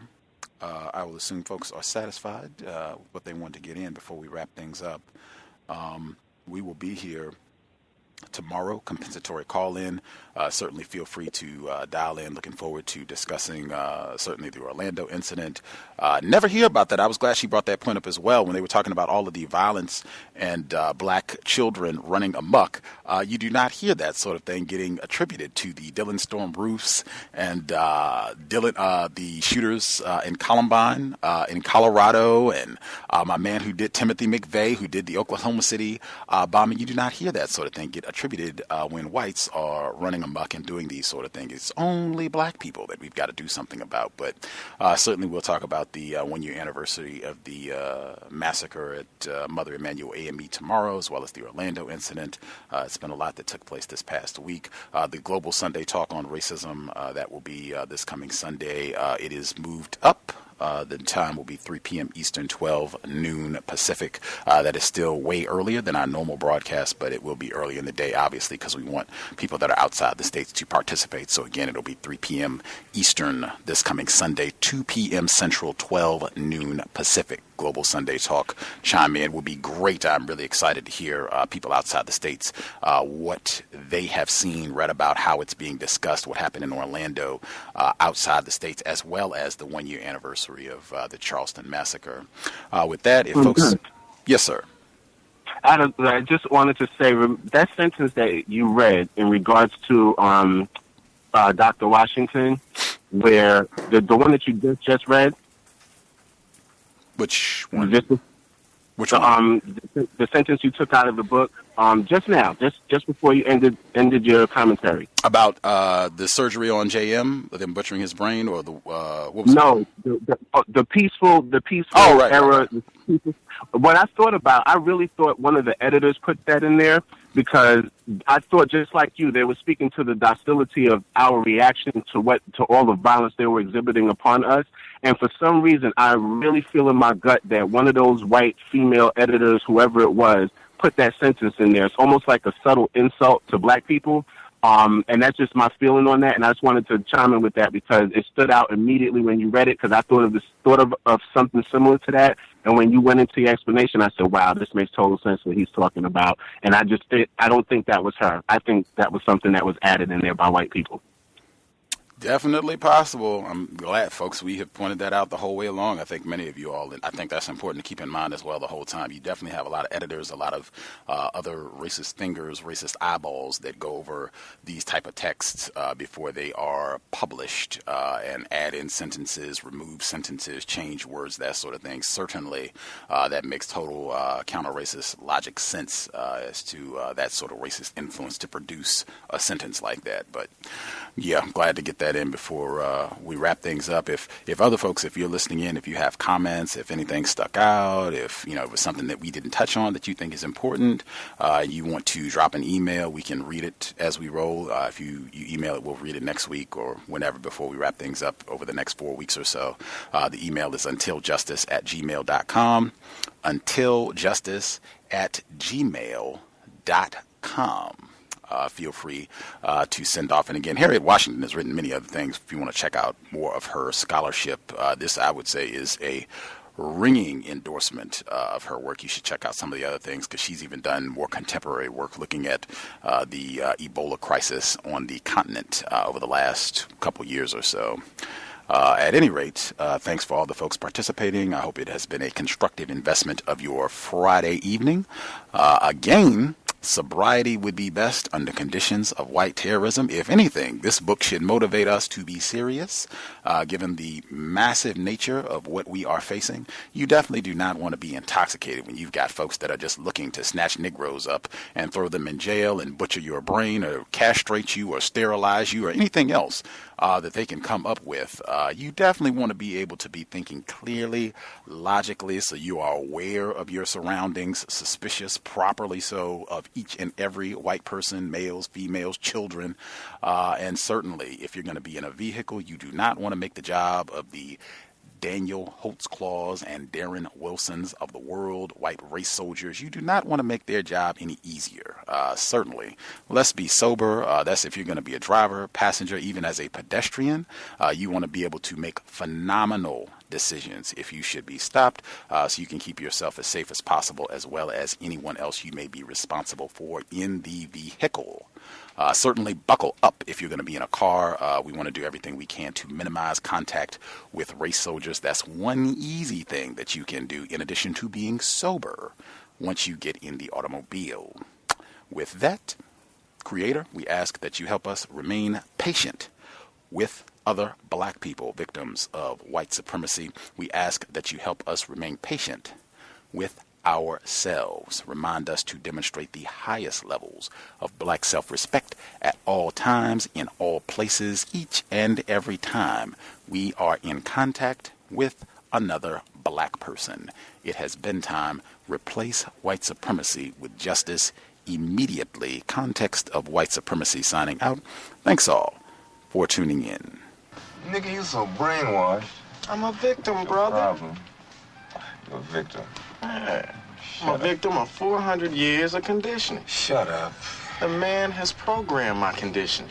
Mm-hmm. Even my conditioning has been conditioned.